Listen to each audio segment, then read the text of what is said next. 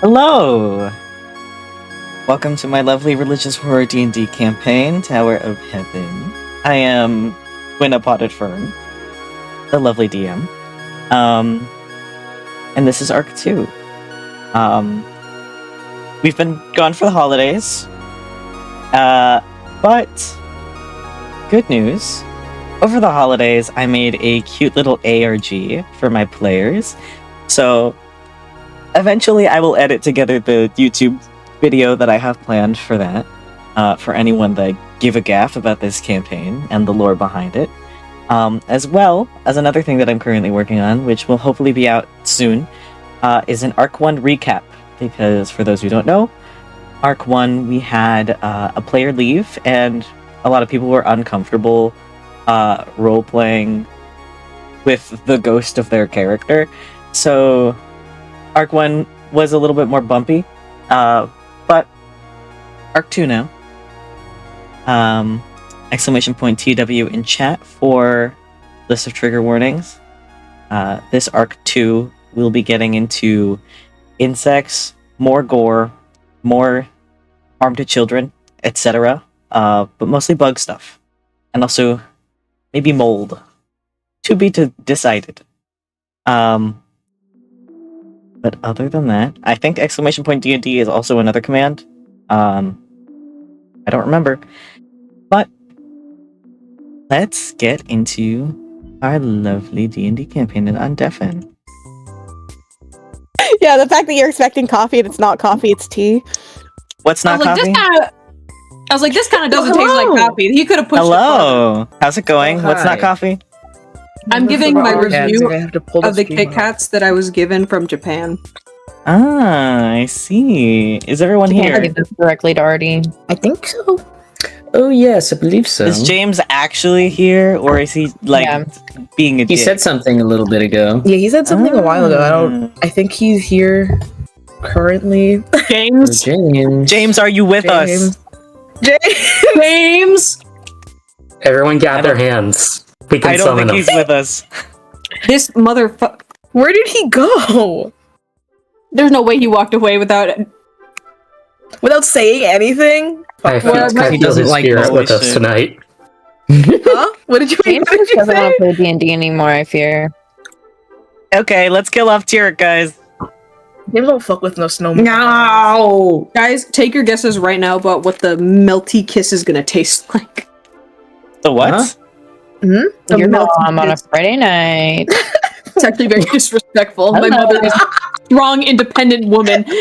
What? What's happening? Your mom. What's happening?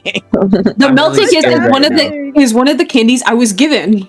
Wait, it's actually named Oh. Melted Kiss? Melty kiss. Oh, it's melty kiss. Oh, naturally. Of course. I think it's gonna taste like strawberry. Well, it's a chocolate. Okay, well, I'll just go fuck myself then. Where's James? Ow. Dude, James don't fuck with us no more. Can somebody call us Bone? Like, you know in Toy Story 2, when Woody has the dream where he gets thrown in the garbage?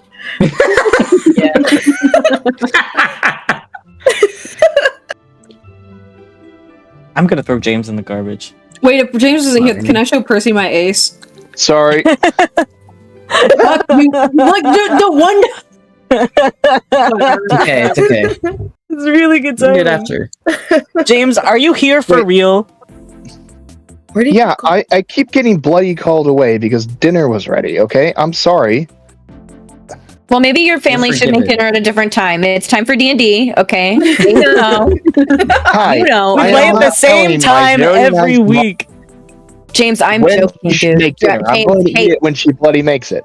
we're gonna talk about something called a joke, okay? Something that you should take. You talk bad about my mother.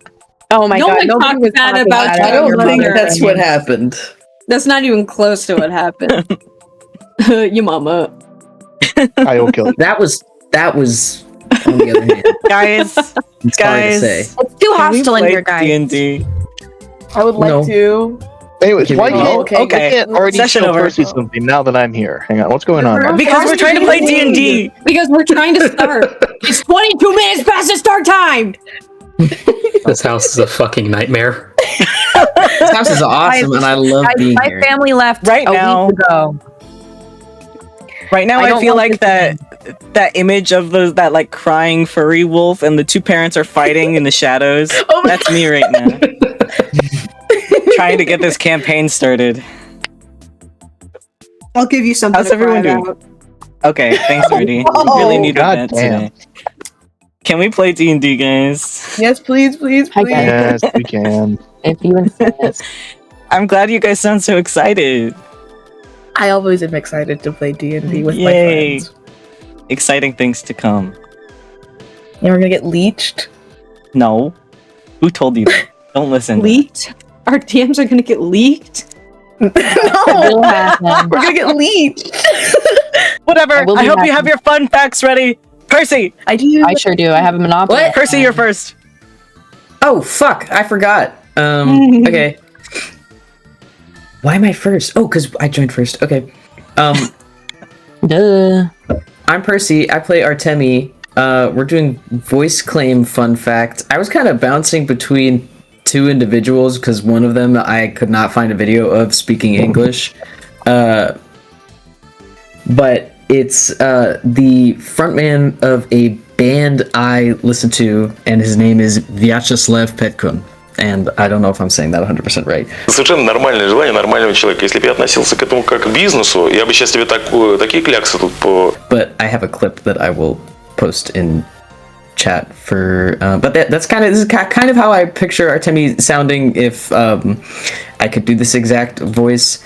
I think it's one of those cases also where like when you're speaking your native language, your voice is a bit deeper, and then when you try to speak English afterwards, your voice changes a little bit. I think that's how I'm justifying this partially. But his voice isn't that deep in this clip, but he's older now, so got like a gravelly older man voice, which is cool.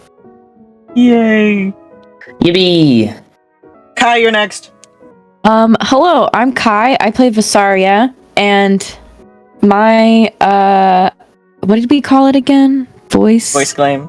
Voice claim. Voice claim for Vysaria would be Laura Bailey. Oh my goodness, Showhouse joggers. These are designed by Art.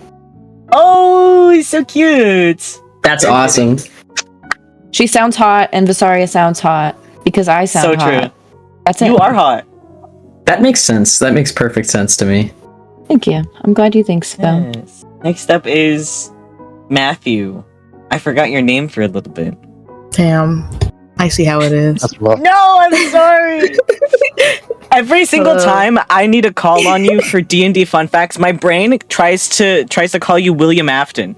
Every single It's 'cause time, it's- without fail. I get you. Purple guy? Yeah, Am I purple? Am I the man behind the slaughter? I Yep. think so. Okay. Hello. I'm Matt. I play Lorelai. I changed my voice claim last minute. I was thinking about it earlier today. And the way I picture Lorelai speaking is a little bit like deeper and monotone. And so I was like, I'm thinking it's like Maki Zenin, Jujutsu Kaisen.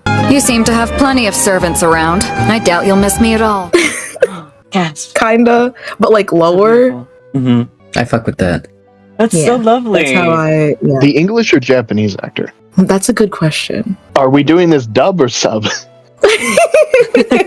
Is Lorelai dubbed or subbed? Lorelai is Japanese. Lorelai's Japanese now. No, I mean, I think dub works. Anyways, next up is Jay. It's your turn. Hi, I'm Jay. I play Alaric. And I'm gonna be honest, I don't pay attention to people's voices. So we've had this prompt for what feels like 2 months. And I only like half have locked in an answer to this. And I don't even think it's the correct answer, to be honest, but gotta have one. So I'm gonna say Corvo Atano from Dishonored. I am Corvo Atano, Royal Protector of the Empire. Ooh. That's kind of awesome. I'm also, I get it. I pay I was not sure what to do for this exactly. I feel like I could not find that many people for Artemi specifically that would work. And sometimes it's just like, I don't know, they're in my brain. You sound like me. Yes, I understand. Who's I do love the next? voice Who's next? Artichoke! It's your turn. Hi, I'm Artie. I play Rosie, and I realized a little too late that we probably should have done talking picks for this because my pick was Rosie's singing voice. Either works. Rosie sounds like the small bit in God Games of Aphrodite singing. Odysseus claims to love his mother, but let her die of a broken heart. This is what I got at the very beginning. That's what I got. My bad, everyone. No, you perfect. You perfect. It suits her very well. And last but not least, the person who was late today, James. Late always. Thank you very much. Yeah. Late always. Howdy, I'm James. I play Tyric. I got greedy, as I was told I was allowed to be. And since I have a character that has a technical before and after moment, I chose 2 voice actors. The current voice for Tyric, as like the party would know him, is Rick Flag Jr. from the Suicide movies. I believe you're my sister's bitch. What is with these meths and respect? Just a bunch of rich assholes that don't look their age. And then that's his current self. His younger self is Jaime Lannister from Game of Thrones. That was a proper battle. Do you remember Tharzamir charging through the breach? Okay. Okay. Specifically from the early seasons where he was a snarky know-it-all. I see the vision. Very fitting. It is very fitting for who he was. Huge. And then I also have fun facts. I did my little research dive for voice claims for some of your NPCs. Ooh. Oh my gosh. So, first off, I have a small collection of voice claims for Pyram because I'm indecisive. But I'm stuck between, for Pyram, your lovely NPC, Emilio Trevino, who is Denji's Spanish dub Chainsaw Man voice actor. ¡Ah, cómo chingas! ¡Ya mejor vete! Acabo de completar un entrenamiento especial. Or Mateo from Date Everything. I'm sorry, I didn't even see you. I hope you haven't been here too long. I'm Mateo Manta. That's so big. That's Pyram. Very nice. And then Ezekiel. Ezekiel's voice claim is King Harrow from The Dragon Prince. Oh, maybe you can invent new versions using dirt and rocks. You could build a dirt man, or what about mud sledding? I've never seen The Dragon Prince, but I found him on TikTok, and that's what he sounds like in my head. Like, perfectly. I watched this with my sibling at one point, and this kind of rocks. Yes. I also have some more voice claims for some more NPCs. Rosie's boss, Luxira. She also has 2 voice claims. La Muerte from The Book of Life. Oh, you're so cute when you beg. You made your bed with that wager with all those centuries ago. Or Kitty Softpaw's Spanish dub from Puss in Boots. This is awesome. Who is this again? Luxira. Rosie's boss. Oh. And then, my very last voice claim for you all. The voice that Lorelai hears in her head sounds a little bit like either White Diamond from Steven Universe. What's wrong with them? They're turning pink. Or Grandma Mare from Ponyo. Okay. Very interesting.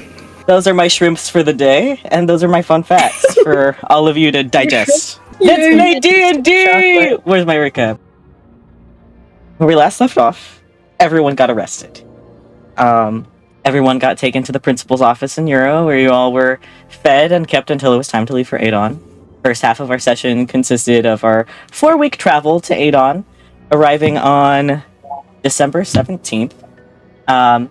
During that 4-week travel, the new moon period lasted a lot longer than usual. Some of you had some weird dreams, specifically Tyric and Lorelai, and They consisted of a maned wolf for above the table, a red deer, and a red deer with an open chest wound, some towers collapsing, some fire, some ice. And after the 7 days of no new moon, it finally came back on the 8th. Yay, everyone claps. And seems like the guards were just as spooked out about it, but not much we can really do about that. Whether or not that's caused by what happened at the ritual site, up for debate. But on December 17th, you all arrived in Adon, getting practically paraded through the districts, gathering more and more attention as you go, before eventually arriving in front of the Court of Obitus. And with this, you were all escorted inside and taken into the waiting room, where you were all kept there and observed for the next 3 days, not being given any food, water, or rest, all glued to your chairs with bright white lights straining your eyes. And once the 3 days have passed, and 3 levels of exhaustion were gained, one by one, you were all taken out for individual questioning. Some of you gave a little bit more information than others. Some of you gave some concerning information compared to others. I believe Seth made a little who yapped the most tier list, which was really fun to debate. And here's where we left off. After everyone got questioned, you were all, each one by one, escorted into your own individual bedrooms, keeping that with that same white, paranoid feeling that you had in the waiting room. But this time, the bedrooms contain a bed, small little bedside table, a small little desk in the corner, a toilet, and a sink. For each of you, there's some crayons, some paper, and some puzzle books on the tables. And let me move you guys to the map. Here are your bedrooms. Here's where you will be staying. You were all told that that this is where you're going to be staying until, or while they do some extra research into your case. How does everyone feel? How's everyone feeling? How's everyone doing? Not awesome, I think. Exhausted still, I assume. This is true. You're all exhausted, but now you have beds. It's bedtime. It's bedtime. Sorry, I seconds that. Everyone go bedtime. Does everyone go bedtime? Oh. Is there anything of note in the room that isn't immediately obvious on the map? Bed, table, toilet, sink, other little table with crayons and paper. Like you're at a restaurant and you were given like the kids' drawing supplies. Sick. What the hell? Kind of awesome. Crayons and paper. Is it only 3 crayons? Yeah, there's only 3 crayons, red, green, and blue. And there's paper and like Tyric has like 2 different puzzle books. One of them is a crossword. For him. He asked for them during his interrogation. You're right. He asked for puzzle books during his interrogation. He has one crossword book and he has one ad-libs book. The church is so kind, you guys. Yes. The church and its resplendent generosity. Yes. But everyone gets their lovely long rests. While you're sleeping off your 3 levels of exhaustion, either all in one go or one by one, it seems like these rooms have day-night cycles. The lights turn off when it's presumably nighttime outside, and they turn back on when it's presumably daytime. You guys are given breakfast and dinner each day. Artemi, how do you spend your time in your bedroom? I forget, do we still have like our bags and weapons and stuff? I assume no. You have all of your stuff except for your weapons, and those of you that surrendered your armor, Tyric, don't have your armor. So anything you surrendered when you were asked to surrender stuff have not been given your stuff back. But everything else you have on you, you still have on. Okay. Oh, I also forgot to mention there are 2 changes of clothes on the bed. Pajamas. Thank God. Okay. I think he's not bothering chilling in his like full chainmail and stuff right now. I think he's probably in his plain clothes or the pajamas, depending. I don't know. I think he's doing a lot of ruminating right now, a lot of fuck, why did I say that? A lot of just almost spiraling, but not quite getting there, but also getting there. I think he's probably writing in his book a bit. He has a little journal. And I don't know. I'm sure he breaks out the crayons at some point just to start scribbling shit. Not on the paper though. I think he's a little bit embarrassed that they'll actually see that he did something. So he's doing it in his notebook. Not much to do, I think. That's fair. Not much to do.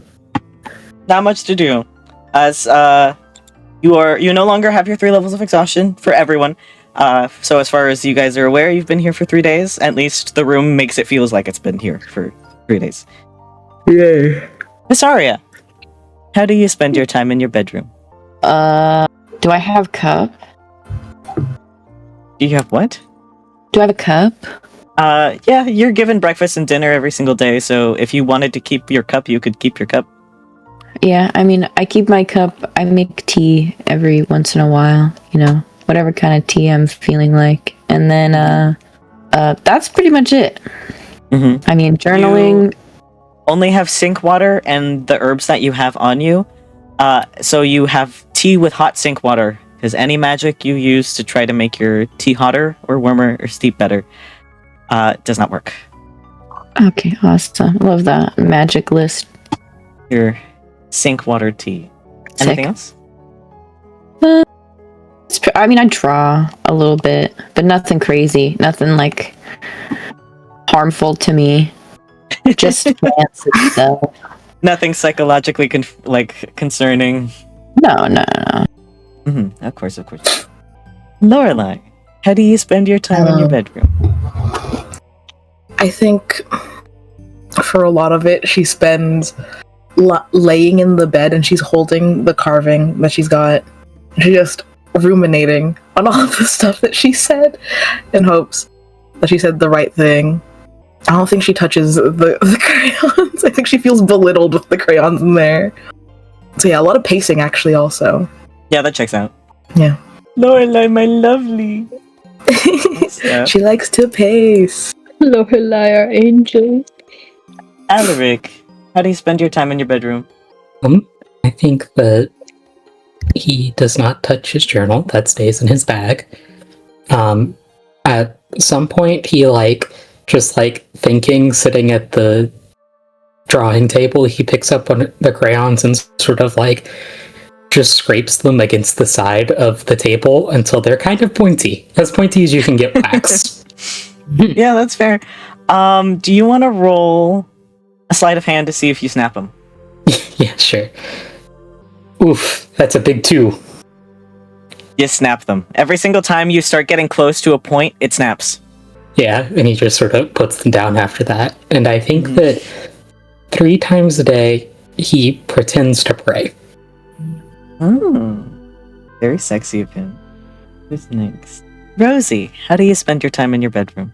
Rosie is gonna sit at the drawing table and draw Luxura. How good is Rosie's drawing skills?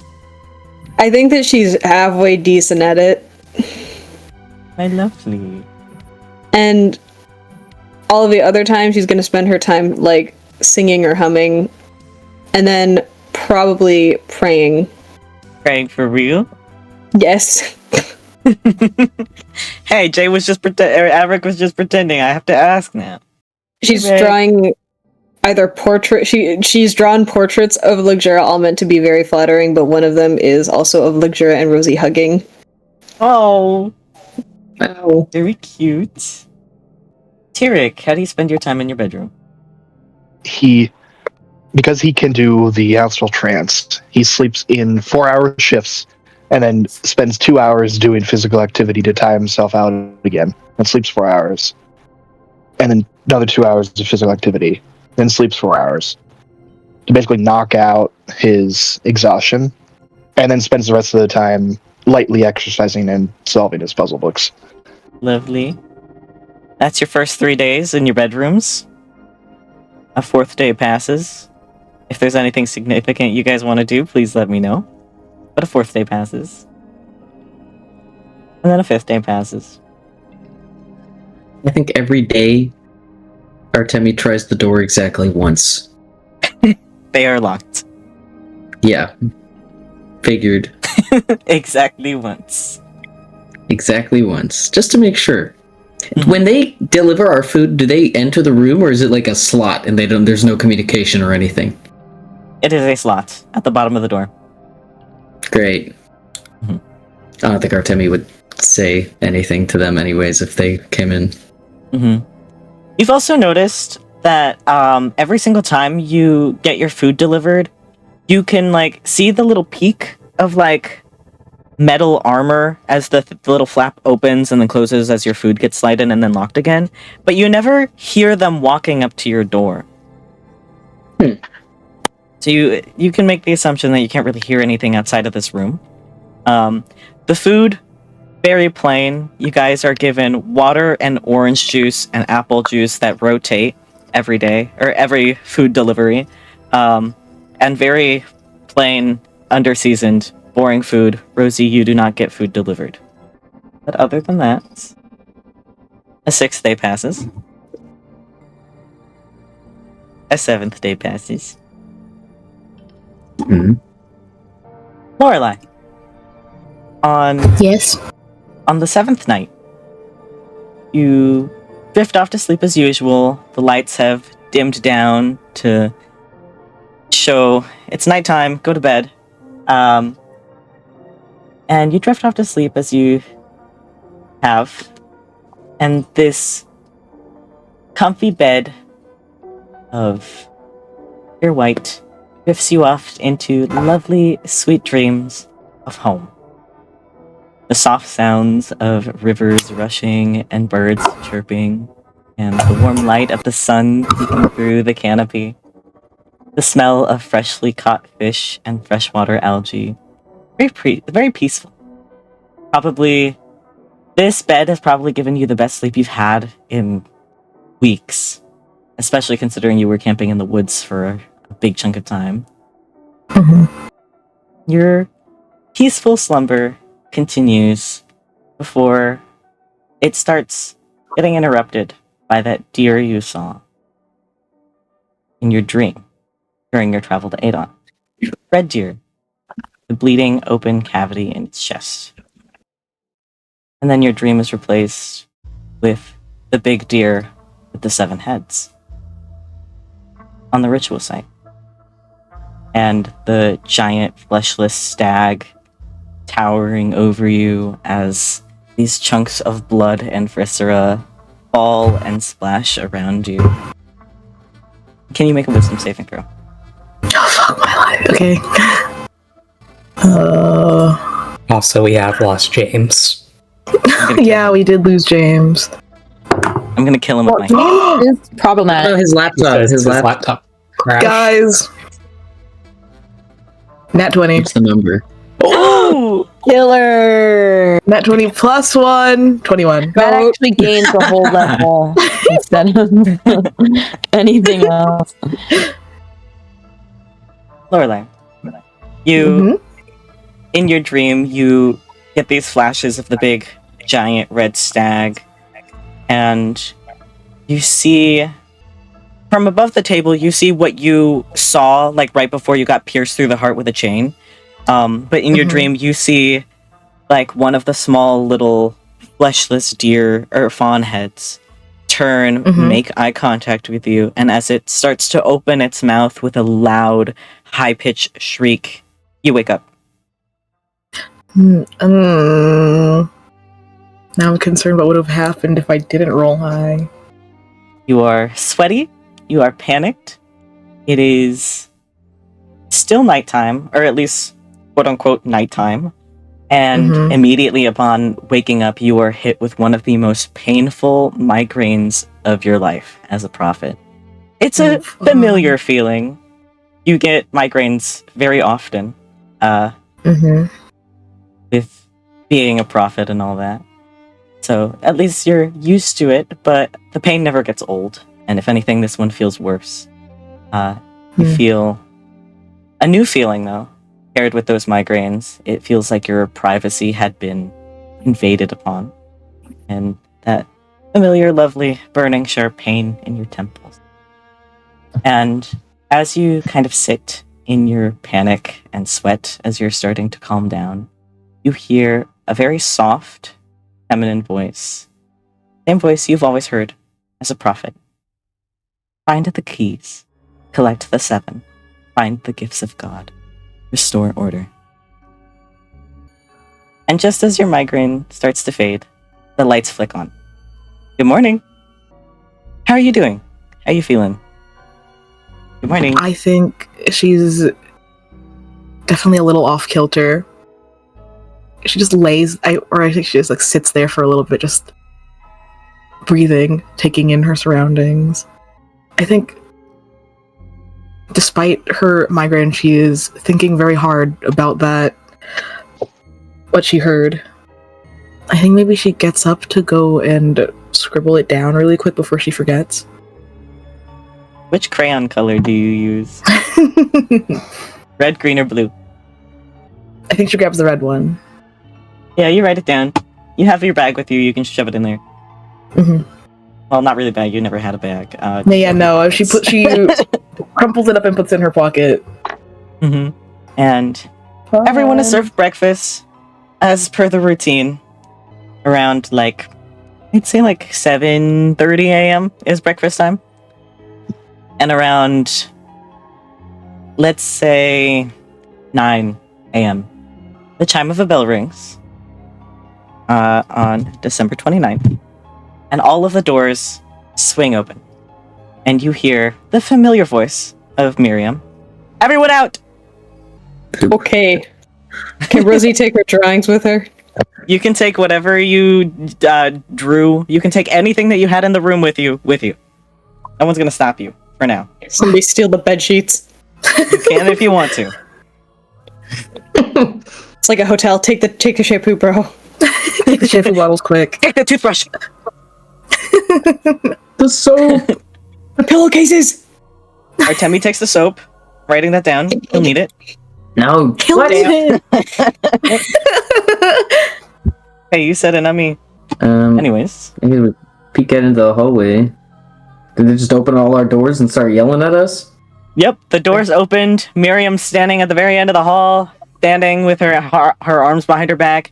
There's 3 Imperial guards behind her, and then there's 3 more on the other side of the hall. Mm-hmm. She yelled you all to get out. Fuck. Alright. I mean, I guess. Put my boots on. What's the order of everyone out? Let me double check. It's the order of questioning. First in the order, at the very front, is Tyric, behind Artemi, and then Pyram, Ezekiel, the kid, Lorelai, Alaric, Vysaria, and Rosie at the very back. It seems like you guys are missing someone. A pink tiefling. I wonder what happened there. And as you guys all line up, the doors are all closed behind you, as you're all kind of gathered together into a little single file line, and you're all escorted back upstairs, one by one. Does anyone want to talk about anything while you guys are walking? I don't think this is the place. Yeah. You can talk to Miriam. Rosie's gonna talk Miriam. Rosie's gonna look around and say, I didn't know they gave us crayons in this place. This is pretty swanky. Really awesome. So, is there anyone else around, or is it just Miriam? There's 3 Imperial guards that are walking behind her, and then 3 Imperial guards that are walking behind the single file line of you guys. Okay.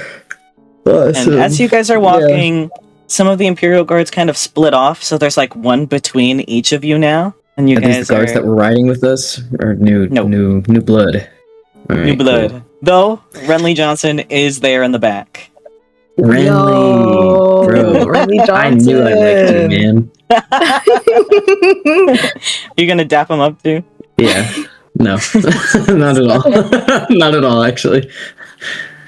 And as you guys are all walking, taken upstairs, Miriam seems a little grumpy.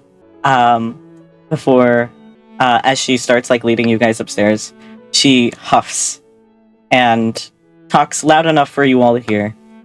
You all are very lucky that Stavros and Lixira are well acquainted with most of you. She seems very grumpy about it. And the little chime of bell rings He rolls his eyes. as the double doors open, and you guys are taken upstairs into the court lobby. And waiting there is a very small handful of more Imperial guards, as well as a few other people, two of them being incredibly familiar, one of them being this short, tanned, feminine human with long waves of creamy white hair, adorned with robes of creams, whites, and golds. And I'm going to start moving you guys to the new map.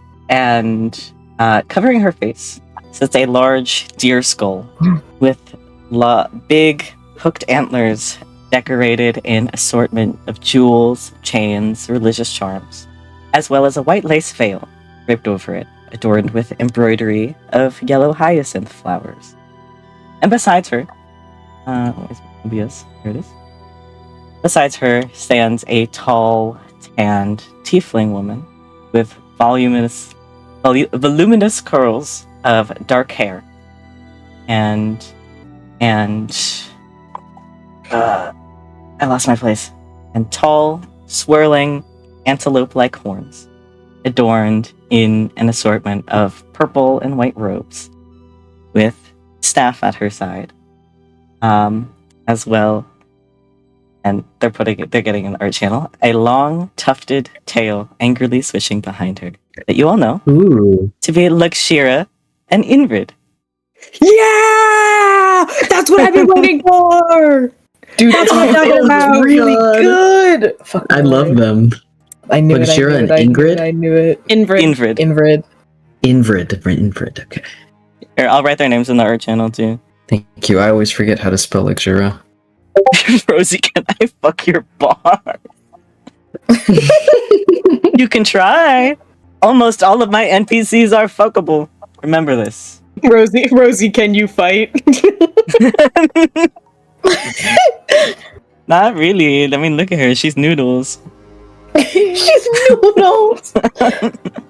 Anyways, as the party is escorted out into the lobby and spots the two council members, Rosie specifically notices her very angrily swishing tail behind her as she storms forward, and in a very quick movement, at the same time as two guards closest to Tyric kind of grab his arms and hold him in place.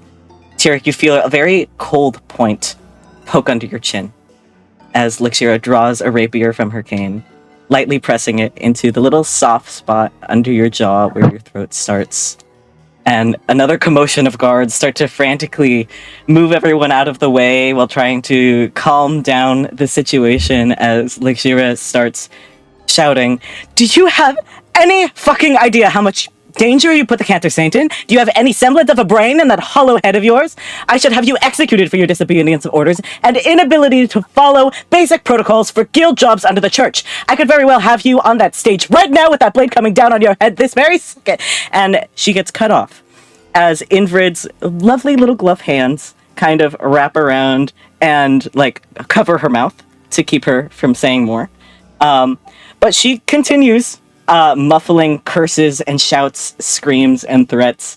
At some point, switching to cursing in Infernal, moving her sword down halfway as she starts pressing into Tyric's chest, while guards kind of panic, frantically try to figure out what to do about the situation. How's everyone doing? Holy moly. I think our Temi can't quite hide the surprise in the moment, but doesn't say anything, is just kind of staring wide-eyed as this happens. Mm-hmm. I think how's Tyric doing? He's no, Tyric first. He's standing there. He kind of tilts his head slightly, confused. Lorelai, how you doing? I think as soon as she sees them, she very much, I can't think of the word right now, reverts back to Lorelai before Euro. Very straight posture, not making eye contact, but Yeah, she just is very, very stiff. The church girl is church girling. Mm-hmm. Freddie Benson. How's Rosie doing? By now, she's been shouting at Tyric and Infernal for like 15 minutes now. Rosie's gonna throw her hands up. Miss Luxura! And immediately, she stops. She swats away Infrid as fast as she can, and she rushes over to Rosie, immediately giving her a very quick, tight hug, and very quickly after switching to cup her face and like squishing her cheeks and stretching her cheeks and starting inspecting her for injuries. Rosebud, are you all right? I hope they didn't hurt you. I hope that idiot didn't put you in too much danger. I'm sorry that you had to sleep in the woods. Are you all right? Do I have to contact Mr. Afody about this? No, I'm okay. I drew these. Sure. And she kind of like stops, takes a very deep breath, and she like looks at the drawings you gave her, and she gets this big, giant, fat, cheeky smile, and she starts hugging you even tighter. Could possibly squeeze like the air out of you. And she takes another step back and she kind of inspects you over once more, taking like a little fine-tooth comb out of the little opening in her little shirt where her boobs are, and starts like brushing your bangs and checking your hair and fluffing it back out again.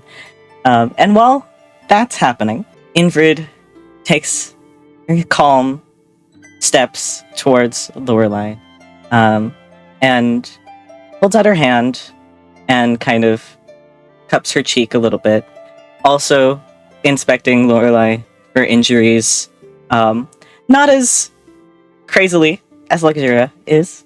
Kind of takes notes of a few scars, a few new scars on Lorelai, before stopping and taking a little moment to like twirl her finger around the new white hair strand by her temple. Before stopping and giving Lorelai a little pat on the head.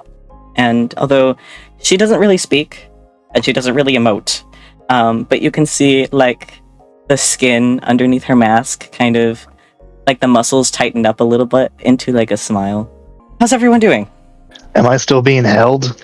As soon as Luxura's attention has been diverted, the guards have let you go. Oh, is there anyone waiting for me? No. Is there gates open? The gates are not open. There are Imperial guards at the door. Do any of them have a bag that looks like it can hold my stuff? Yes, one of them does. Cool, I walk over towards that guy. It's Renly Johnson. He gives you your bag. Oh, hell yeah. He's just everywhere. He gives you your bag. He gives you a little nod. While Ingrid and Luxura are hanging out with their church girls, everyone, one by one, slowly gets all of their weapons / armor, if they surrendered it, Tyric, gets their stuff returned to them. Except Vysaria, your staff is not returned to you. I am sorry. Rosie, your chalice and ring are not returned to you. But everyone's slowly getting their stuff back, at least the weapons that they surrendered. And Luxura takes a moment to, compose herself. Takes a deep breath. Right. Apologies for that. She's looking at the group when she apologizes and not at Tyric. Stavros and I have made an arrangement to have you all make up for what you did. So, as you all will be escorted outside, we have some carriages waiting for you all. Does anyone have any questions before heading outside? Is the kid with us? The kid is still with you. Nice. Make up for what we did. I think Artemi gets kind of pissed when she says that, but he's not an idiot, so he's not going to say anything. Fair enough. It's not, he's not good at hiding it, though. He looks sour. Does anyone else want to talk to people before they're put into carriages? Miss Luxura? Are we... Oh, yes, ahead. Rose? I brought back some gifts for you, and I told them that they were gifts for you, but they haven't given them back to me. Right. Yes. Well, Rosebud, my dear, you see, I was told about them. Unfortunately, they can't be returned. Stavros will go over the details when you all speak with him. But I'd still very much appreciate it. I got to see them, though they will be confiscated for a little bit longer. Okay, well, I'll just have to bring something even better next time. Oh, well, dear, these are perfect. And she kind of like holds the drawings up to her chest and like hugs them. Welcome back, Kai. Vysaria didn't get her druid staff back. I'm sorry. It's okay, Quinn. It's only a fourth your fault. 3/4 of that blame is on James. I just want everybody to know. Yeah, the only time I'll ever get a full druid staff, and it's been taken from me. You'll get another one, I promise. You better keep that promise. It better be a pinky promise. I do. I pinky promise. I pinky swear. Thank God. Anyways, you all are. Wait, there was one more thing I wanted to say. If that's okay. I'll get to talk to you again sometime soon, right? There's something really important I wanted to tell you. Yes, of course. You all will be in the capital for a little bit longer before you're sent off for a job that we've picked out for you all. So you know where to find me. And she gives you like a little kiss on the forehead. Before you guys are all accompanied by Imperial guards and such. Lorelai and Rosie, you guys are accompanied again with the luxurious and inbreds guards that you had before arriving here. And everyone gets set off outside into carriages. Once again, not as split up by social class as before, but still a little bit. Everyone's a little bit more grouped up together. Rosie, Lorelai, and Tyric and Artemi are together, and then Alaric's with the rest of them. So do the only council 2 members carriages. join us, or The council members do not join you guys. I don't want to get stabbed again. Well, They're just sending us off with no explanation. Well, you're going to talk to Stavros. That's what Luxuria said. Okay. And make up for what we did. Fuck our lives, man. Yeah, Are we you in get the sent in carriages? blind on a mission. You guys What are we in your did. carriages. You don't have guards in the carriages with you this time, but there are guards driving the carriages. Rosie's gonna start chuckling in the carriage. What kind of chuckle? It's sinister and evil. That's a good question. No, the cancer saint would never do anything but chuckle in a very demure fashion, of course. Yeah, Like hand up to her mouth, face slightly turned. Yeah, see, you get me, Jay. Tyric, you're so lucky that Stavros and Luxura are close. Well, you did come of your own volition. I know, but Luxura doesn't care about that. Nice to have someone that cares about you. I know, right? How was seeing Inbred again? I think she like sits there for a second, like quietly, before nodding. It was good. She seemed happy. Great. Awkward. Lorelai is tense Only a right little. now. Only a little. Only a little. Any other conversation in the carriages? Artemi is not saying shit right now. Ace. Let's see. Today is December 29th, and you all are taken off to the Obsequio district. Passing through the districts once more, the attention that you guys gathered upon your arrival in Adon has increased significantly. More murmurs and conversation passing among the residents that watch you all pass. Passing through the city, though, new decorations litter the streets with banners, streamers, and lanterns, and more, all for Zephyra as... What's the name? What's the word? As the Star Festival approaches the new year. Imagery of rabbits and stars decorate every bit of the streets as you all pass through them. And you all arrive before what you all know to be the Vita Dantes Adventurers Guild, a large 2-story building with this French Baroque-style architecture with tall cathedral-like points and arched windows to the mess hall, with lots and lots of gold details and filigree decorating the building. Compared to the upper districts, though, it's much more toned down in its detail, and you all are escorted into the guild hall, and you're all greeted or introduced to this little small albino asterisk breed Harangon with these very abnormally large eyes. And they give a little energetic wave. They do a little bow to the church girls, and she introduces herself. Hello, I'm Basil. I'm here to escort you all to Stavros' office. And she turns to the Imperial guards. Shoo, you're done. And the guards kind of do a little bow, a little thank you, and they kind of just head off as they close the doors to the guild hall behind you guys. And you guys start getting led through the guild hall, which is very, very lively. Very, very colorful group of people in the guild hall. There's some food being thrown a little bit, low-key, between 2 tables. The interior architecture of the guild almost resembles a very large cathedral with the large mess hall sitting where the pews would be, and the stage being replaced by a very large job board with 2 large staircases on either side of it. And you are all led upstairs, taken to a set of large double doors decorated with gold filigrees and pearl accents. Opening the door, you're all met with a massive fucking office and a long teal carpet laid out leading to the desk where assorted chairs are set up. It seems like they took chairs from different rooms to put in here to fit you all. And as Basil leaves you inside to sit, you all see vertical tapestries lining the spaces of the walls between structural pillars, showing depictions of the gods that make up the pantheon.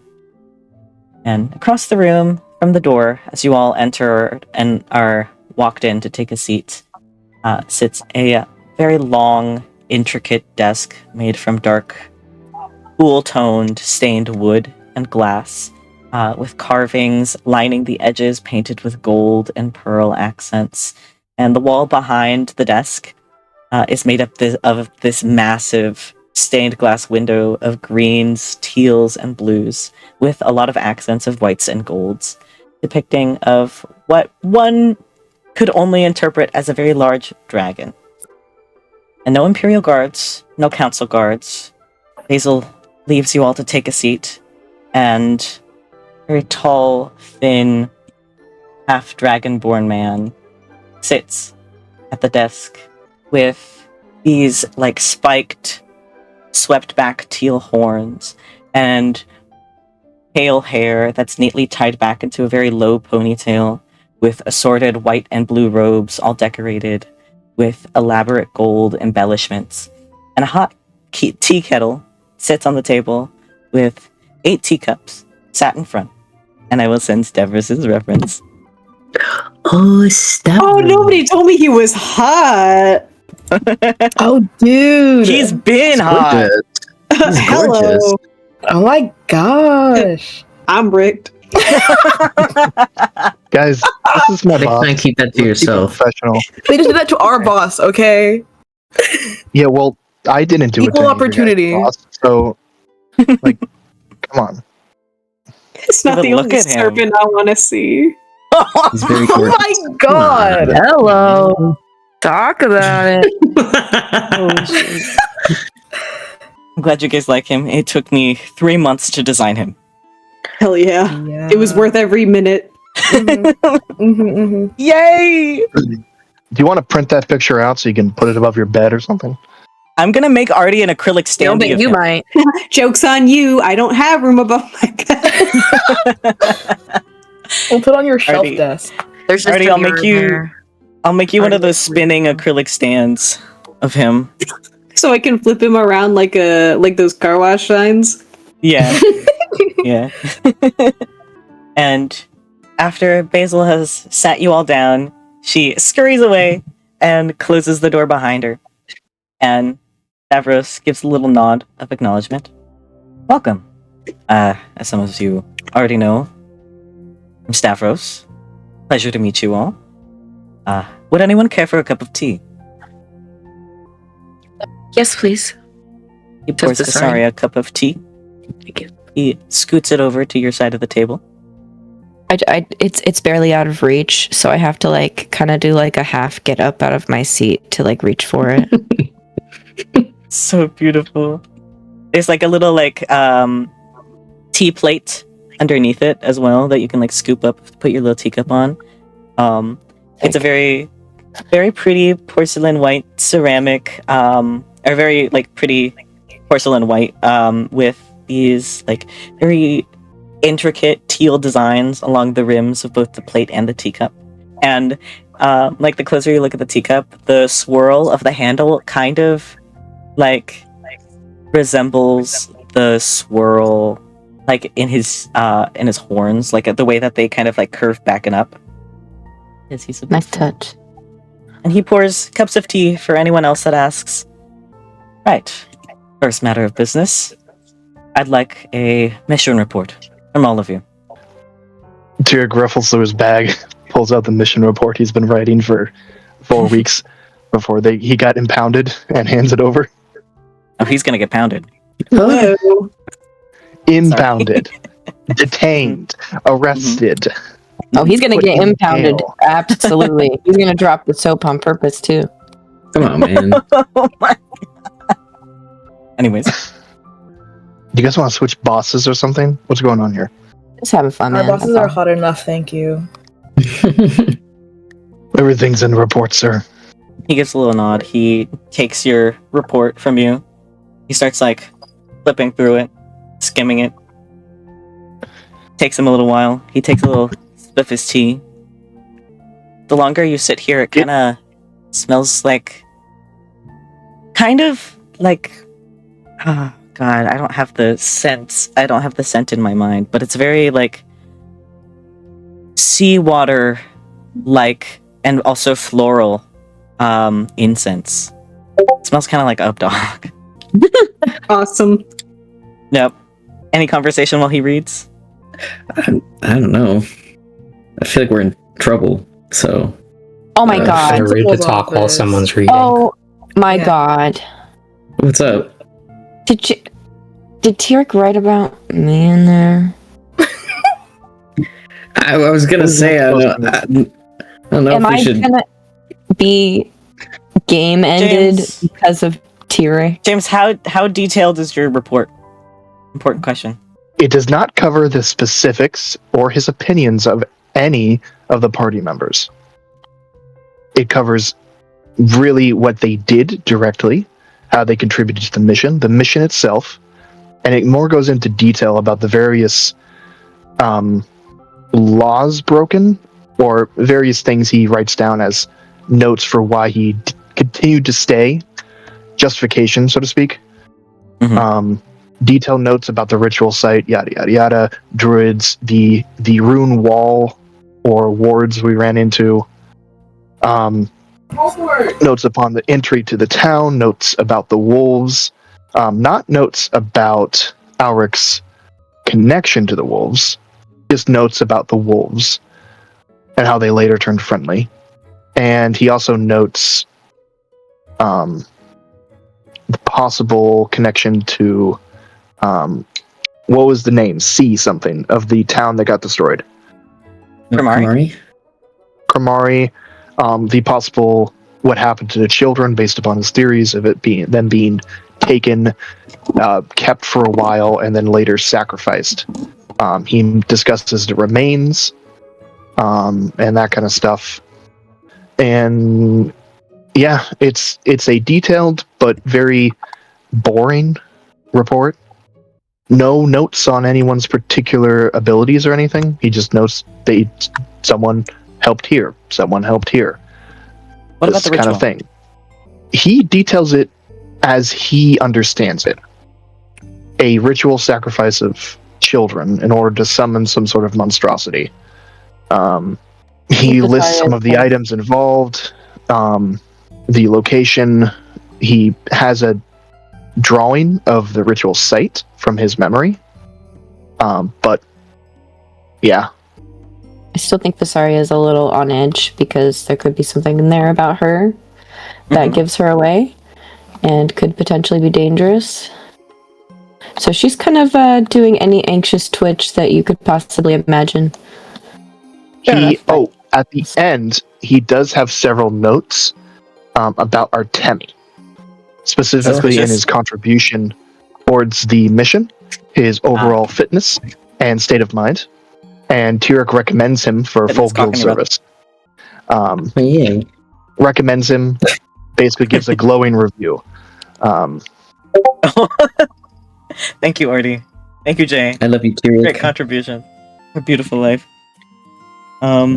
He gets like halfway through, and then he takes another sip of his tea, and then he closes it and kind of like stamps the papers against the desk to straighten them out again.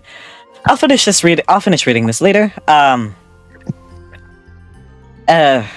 He kind of like shakes his head a little bit, rubs his temple before putting it in his desk, writing a little note, tossing it aside. Right. Secondly, I have gotten your sample file, at least a report on your sample file from you two, and he nods at Ezekiel and Tyric.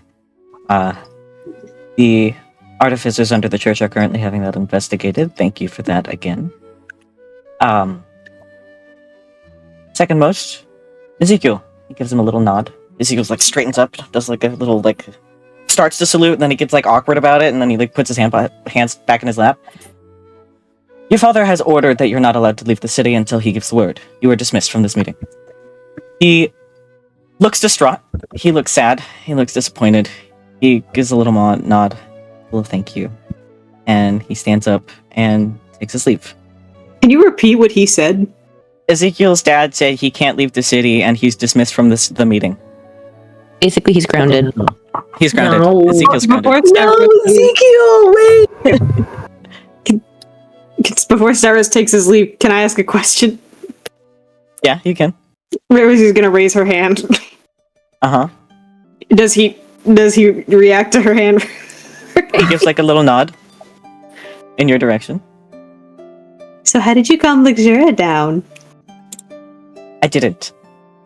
I believe her words were, and he like pulls out a little note from his desk. I believe her words were, "Please tell my dear Rosebud that if she could have you separated from these idiots, besides Lorelai, in parentheses, she would do it in a second. And if she had the authority to, she would have Tyric on that performance stage in an instant." And he puts the note away. I see. Thank you. Of course.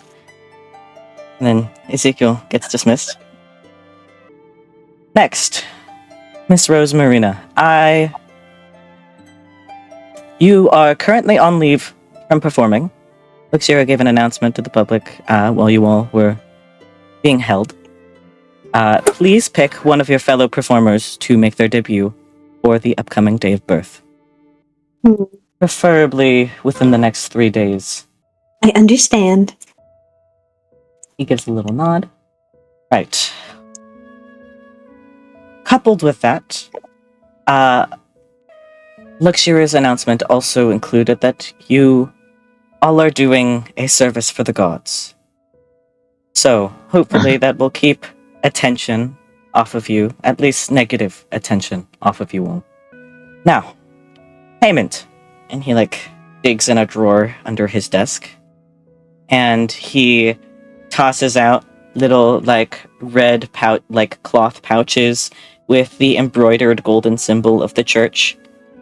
And everyone except for Tyric can have 300 GP. Tyric, you get 100. What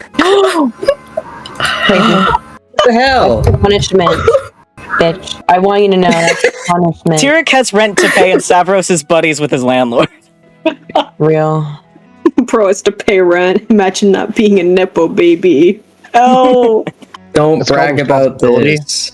I know it's something you don't understand, but I didn't even hear the first part of your roast, so it doesn't affect me. Oh, I was just added 3,000. It's 300, right? 300? 300 gold pieces. For all of you Is it surprised obvious that... It's obvious it's a lot of money. For all of Is you... it obvious that Tyric has gotten less than us?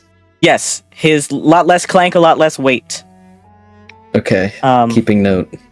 For all of you concerned about the amount of money in the pouch, yes, it is correct. This job ended up a lot more dangerous than anticipated, therefore the pay was raised. Despite your treatment in the Tenuta, everyone in the council and other authorities are very grateful for what you did for Euro. Apologies that you all had to endure that place. Now, final note before getting down to business. And he rummages around in his desk again before pulling out like a little stack of what looks like gold coins, like large gold coins. And he starts handing them out to everyone except for Tyric and Rosie and Lorelai. And in your hand is, as you're all handed them, are these little like gold coin, like very large, like the size of your hand, gold coins with the symbol of the guild on it. And common knowledge, this is the guild symbol for members. All of you that aren't already registered will be registered and are required to be registered with the guild, as you all will be proceeding with this job. The council has decided that you're not entirely useless, and considering what happened, a way you can make up for it is by doing another job for them.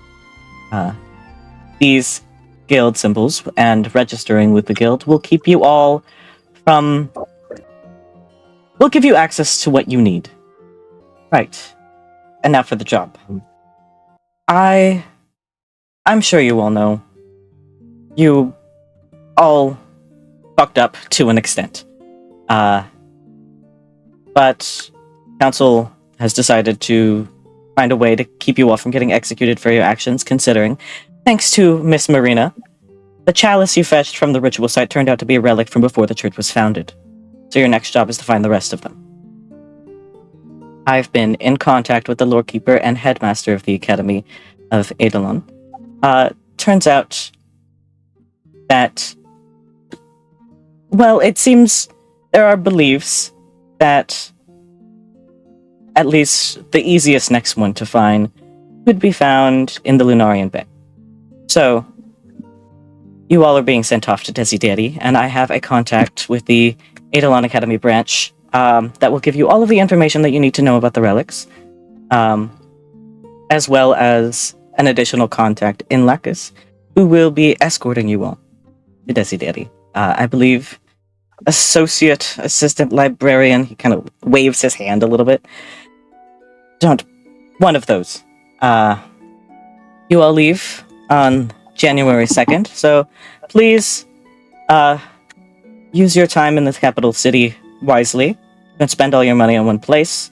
You will find more places to spend them in Desideri. Lorelai and Rose Marina, you, at some point before you leave the city, Lexira and Ingrid would like you both inspected properly by your assigned doctors in the city. And he kind of like makes a questionable face towards Rosie before moving on. For those of you that don't have housing in the capital, we have dorms across the plaza here with the guild that you all will be provided for until you leave. You all will be supplied carriages on the morning of January 2nd. Unfortunately, we cannot supply you with any additional Imperial guards, so please don't get our Cantor Saint and Prophet killed, Tyric. And please, be wary of druids. I don't care if any of you are. Just be wary of the groves.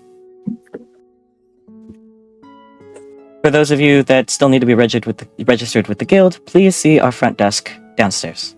You all are dismissed. Rosie's gonna do like a salute. That's half genuine and half mocking.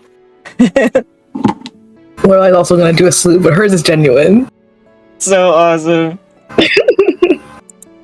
Artemi's shell shocked, because he thought this was really Jover, and now he just got employed, and money, but he's also like, is there like room to ask questions here about? You can ask anything? questions, but he has signaled that the meeting is over. Shit. Do you want to ask questions? Yeah.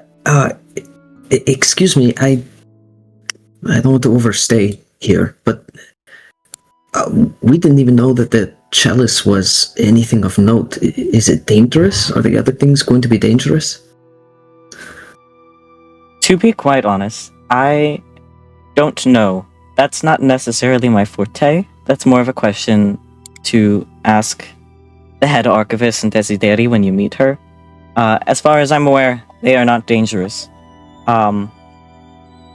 It's not necessarily common to find in any like current historical books. There's not really a lot of common information on it. But to my knowledge, they can be used for magic, though I'm not sure how. Okay, so by and large, they're mainly historical artifacts, then? Yes. Seems like a lot of trouble, but I suppose Church has its reasons. Well, thank you. Oh, we're just meant to go register now, or? Yes. Front desk downstairs. I believe Faker can help you. Okay. Tall. Faker? Dog folk. You won't miss her. Okay. Can I also do a quick insight to see if he's being completely honest about not really knowing anything about the chalice and stuff? You may. Okay. Ignore. I didn't learn anything. I was a big 5. Seems honest. He looks tired. He's got eye bags. It seems like he's had a lot of work this past month since you guys arrived. Poor bro. Alrighty. Well, half-hearted salute from Artemi. Everyone I'll stand leaves. up. Yeah. Who's leaving the office? Who's sitting here awkwardly? Rosie's I'm leaving. Lorelai's also leaving. Yeah. I'll actually follow Tyric's lead, but I'll stand up to leave. Tyric, when he sees Artemi isn't moving, will kind of give him a head nod towards the door. As Tyric hasn't moved. Back. Alright, we'll meet you when you're ready. He heads out. Oh! Can Rosie say something to Stavros before she leaves? Rosie can say something to Stavros before she leaves. Yay! Stavros, will you be enjoying the performance? No, I'm not particularly a fan. That's a shame. You know our performers always give it their best. And you should know I've never attended. Lame. He's gonna leave. He gives a little chuckle. Anyone else want to talk to Stavros as people are leaving? I'm gonna take that as a no. Fuck that guy. And now we're gonna take our break. Whoa. Yay! Break time. 55 or 9? Huh? What time when we get back? Oh, we come back 9 PST. I'm gonna make ice cream. Copy. Yeah. Who's ready to play D&D? I am me. Goodbye, Job. everyone. Goodbye. I go back to my home I'll planet. miss you. Bye bye. Dungeon Dragon. Right. Tyric, you stay behind with Stavros. Artemi, everyone else leaves. Ja. Yay. I think so, yeah. Let's do Tyric first because he stayed. Tyric, everyone leaves. The door closes behind you. You sit. You stay. What's the haps? Tyric takes his mask off. picks up the cup of tea, puts it in front of him, but he never drank. Mm-hmm.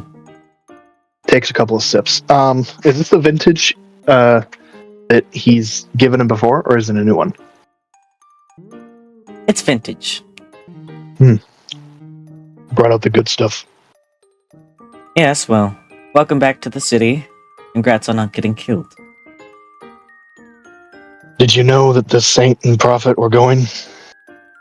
I heard they were going to be in Euro. I wasn't expecting them to get tangled with your mission. They somewhat inserted themselves at some point. It's very hard to say no to the saint. Yes, I heard of Rosie sending report to Lixira about it. Good thinking on their part, though. Not necessarily any of your guys' faults, how the job ended up being. I probably shouldn't have told you about the druids. Probably not. So, regardless, he kind of like waves his hand, rolls his eyes a little bit. I and the Church of Edodontis are glad that you made us aware of such a dangerous situation where druids were involved. They were just sitting there. If we hadn't gone in, that thing, Stavros.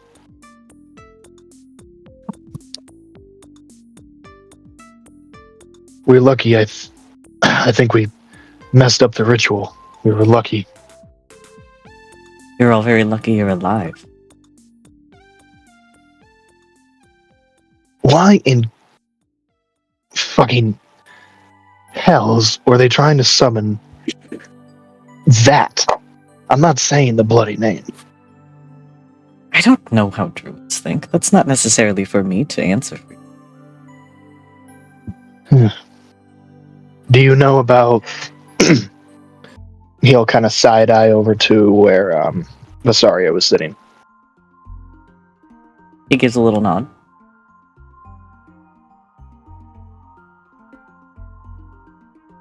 That's a complicated situation. Not necessarily my business. She's earned the ire of the druids. Well, I feel like they're less of a concern than the church at the moment. Well, more that could help us keep her around. She's very useful. Quick on her feet. A magic that I don't know, but it's very, very strong. Well, as far as I'm aware, the more people you have on the scavenger hunt, the better. She will be endlessly useful. So long as she doesn't, yell me to death. Oh, sometimes you deserve it. I'm sure the guild will be happy to have her if she chooses to stay after this. She's not fond of anything church-related. Neither am I. We have much in common. I'm surprised you're so well acquainted with a council member, then. It helps to know people. Besides, they're my bosses. That one? I can't do anything about it. She's the easiest to get along with compared to everyone else. Raised eyebrow. You haven't met the others. Fair enough. Ezekiel was much nicer than his father. That was a pleasant surprise. Yes. I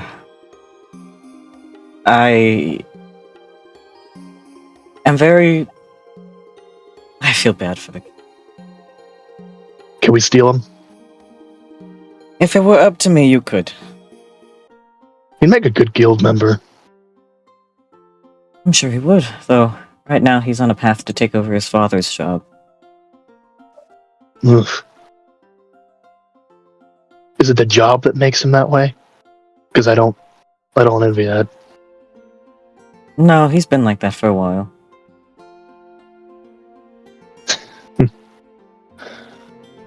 Well, it sees that my little note about Artemi doesn't matter. You instated him anyways. Yes, well, he doesn't necessarily have a choice. I don't suppose I get a dossier on the relics before I leave. I don't have that on me. You'll get more information on the other relics when you meet the head archivist of the Eidolon branch in Desideri. She's one of the biggest nerds I've ever met in my life, to be quite frank. I know a few. We'll see how she compares. Perhaps a little bit more of a maniac compared to that little artificer friend of yours. That will be something. I'm sure he'd love to hear a report of your job as well. He is third on the list after telling my landlady I'm not dead yet. Well, good luck with her. Although, yes, I don't relish the idea of telling her I'm going to be out again. You're probably going to go on and on about festivals and overworked and grandchildren. Well, at least your rent is paid for. He'll have the bag. Yes. Was it only this much? I figured hazard pay would have been higher. Well, you would have gotten more. Luxuria insisted on decreasing it more, though. But I found an even ground. Not that you can really complain, I know you have a backstock. I have, items and gear I can outfit some of the others with. You shouldn't have to worry about giving them too much. Now that I know where we're going, I should be able to get everyone prepared. Good. Less money to take away from the guild. Keep it that way. I understand. This is church money, too, that you've gotten for all your party. This is church money. Keep Not guild money. Stay on the good side. So this is a church job? This is a church job. Why no Imperial Guards? They trying to kill us all? They're busy. Busy? They can't really afford to send any extras off with you guys. As far as they're aware, this is mostly a scavenger hunt. You all seem capable enough, at least. You came back alive. Freakiest thing I've ever dealt with, but together, yeah, we're pretty good. Would have been nice having his ego with us, but since he's grounded, no go. Well, let's hope the rest of the relics aren't as tricky. Tyric, tilts his head back in, disappointment. You jinxed us. He shrugs, puts his hands up, takes a sip of his tea.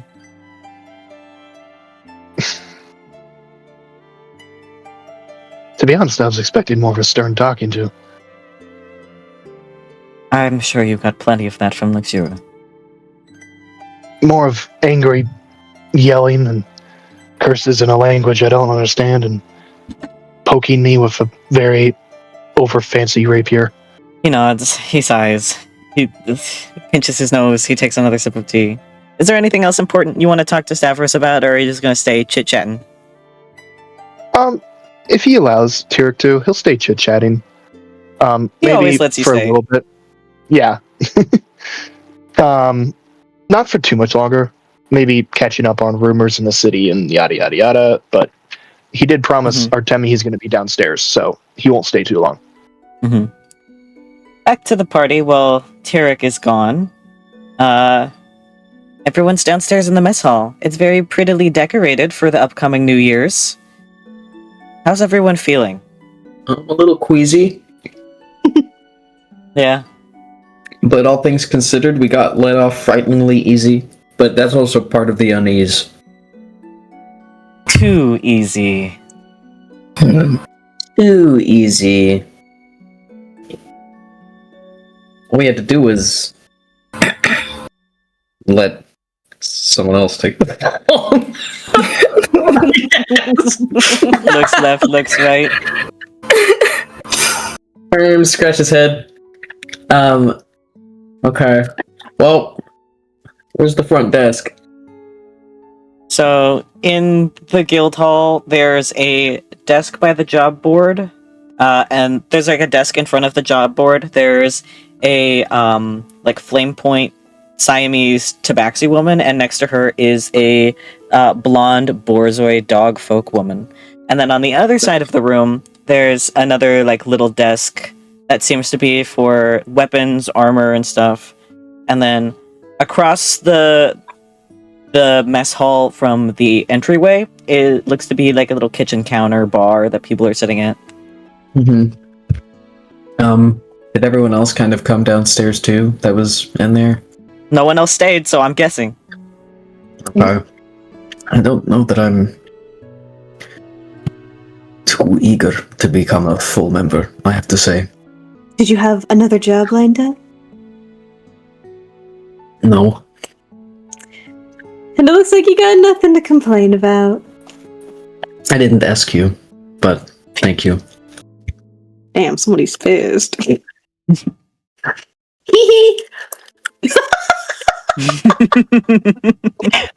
No. I think he's gonna stall for a bit and kind of, I don't know, look around, I guess. Just kind of... Yeah. Taking the Looking decorations, around.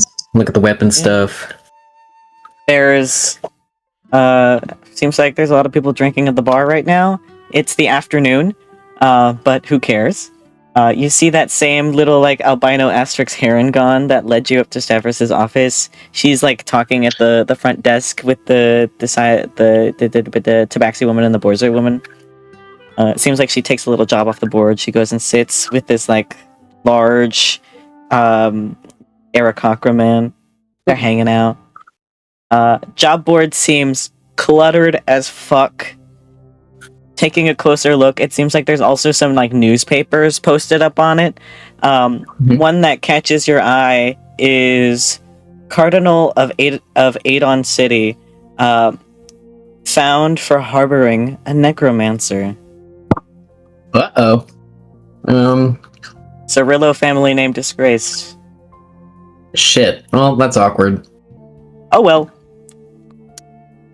Yeah. Damn, anyways. Uh-oh. Damn, anyways. Can I get a read on what the rest of the party seems to be aiming to do here? I think that Artemi just sort of rocks on his heels and looks around. Alaric is going to go head over to the desk. Yay. You are greeted by the blonde borzoi woman and the Flame Point Siamese tabaxi woman. One of them has, like, the borzoi woman, she has, like, a little name tag that says Veshka. And then the tabaxi woman has a name tag that says Estelle. Veshka. He gives them a tired little smile, puts the big gold coin thing on the desk and says, "Been brought to my attention, I'm a guild member now." Well, good luck. And she takes out a little paper form, hands it over to you with a little pen. Please fill this out and hand this back. The little two-finger salute, takes the form and walks off to the side to fill it out. How's Vysaria doing? Is Kai back yet? Kai's still dead. How's Lorelai doing? I think she's processing. She's thinking about her prophecy still, I think. You have it written down. I do have it written down. I've been debating. I'm gonna roll a dice and see what I do. Hold on. Okay. She's going to go up to Rosie and I think she's gonna hand her the paper that she wrote it on. The paper that says what? The prophecy. Should I read it again? Or do you have it? Yes, I could perhaps use it again. Okay. It says find the keys. Okay, yeah, you send it. But you can read it out again while I get the screenshot. It says find the keys, collect the 7, find the gifts of God, restore order. Okay, so Rosie now the D&D info channel. So Rosie's got a piece of paper with that written on it now? Yeah. She's kind of going to look at Lorelai, raise an eyebrow. This is interesting. Mm-hmm. You want to explain this? It came to me when we were in our room. And And when you say game you, I don't suppose you mean like in an envelope? No. Well, that's ominous, alright. Yeah, You gonna tell Ingrid? I probably should. Do you think I should? Well, hard to say. I know sometimes council members don't like getting only half the picture, but I know they also hate it when people keep information from them. So, maybe just cover your bases. Unless, of course, there's some reason you wouldn't want to tell her. Just a little on edge, I guess. Well, nothing wrong with something keeping you on your toes, right? I guess not. Don't worry. You're worrying too much. Are you not worried about the new mission we're being sent on? No, not particularly. I mean, what's the worst that'll happen, really? I mean, after what we just saw, wouldn't you say we've already been through things that are just as bad as they can get? I don't know if there's a limit to how bad things can get anymore. Well, don't worry. As long as you make it back to the capital. I guess so. What are you gonna be up to? While we're here? I'm going to talk to Luxuria, spend some time, make up for the time we weren't able to spend together. I guess I won't have to practice for my performance, since I'm picking somebody else to do it. Anyone in mind? A couple. None of them will do as good a job as me, of course, but there's a few. Right. And then I'll be heading down to the Sanctus District. Remind me, are you also staying there? I think the answer is yes. Hold on. Yes. Yes, you are. Yeah. You guys are in the same building. Yeah. Great. And we'll be staying at the same place. That means you'll be going there too. I mean, I'm sure you'll want to spend some time with Ingrid since you guys had to be apart. Don't really spend that much time with her, but... Well, that's a shame. Yeah. You know what? This prophecy? Maybe it has something to do with this mission we're being sent on. We're sent to collect artifacts, right? Maybe there's 7 of those. Yeah. Do you think it's a good thing or a bad thing? Well, it's hard to say. I don't really have much interaction with getting prophecies. That feels more like a you thing, to be honest. So, you tell me. Have your prophecies ever been a good thing or a bad thing before? Wait, okay. I wouldn't actually know. Matt, doesn't know that. What prophecies has Lorelai had in the past? Vague. Mostly vague. Useless, technically. The only ones that have had any, like, relevance to important things happening in the world. Probably the Red Moon shit. Stuff leading up to Euro. And you got one, like, a really, really long time ago that, now that you're thinking back on it, very, very vaguely hinted at the disappearances of the gods. Can't remember the exact wording, but... Maybe it was a warning. I honestly couldn't tell you. Well then, let's just assume a good thing, right? Yeah. You're always so stressed. You should talk about that with your doctor. Who is he again? My doctor is not from the capital, but I don't know, I guess they'll give me a doctor. Oh, well, that's great. I hear the doctors here do amazing work.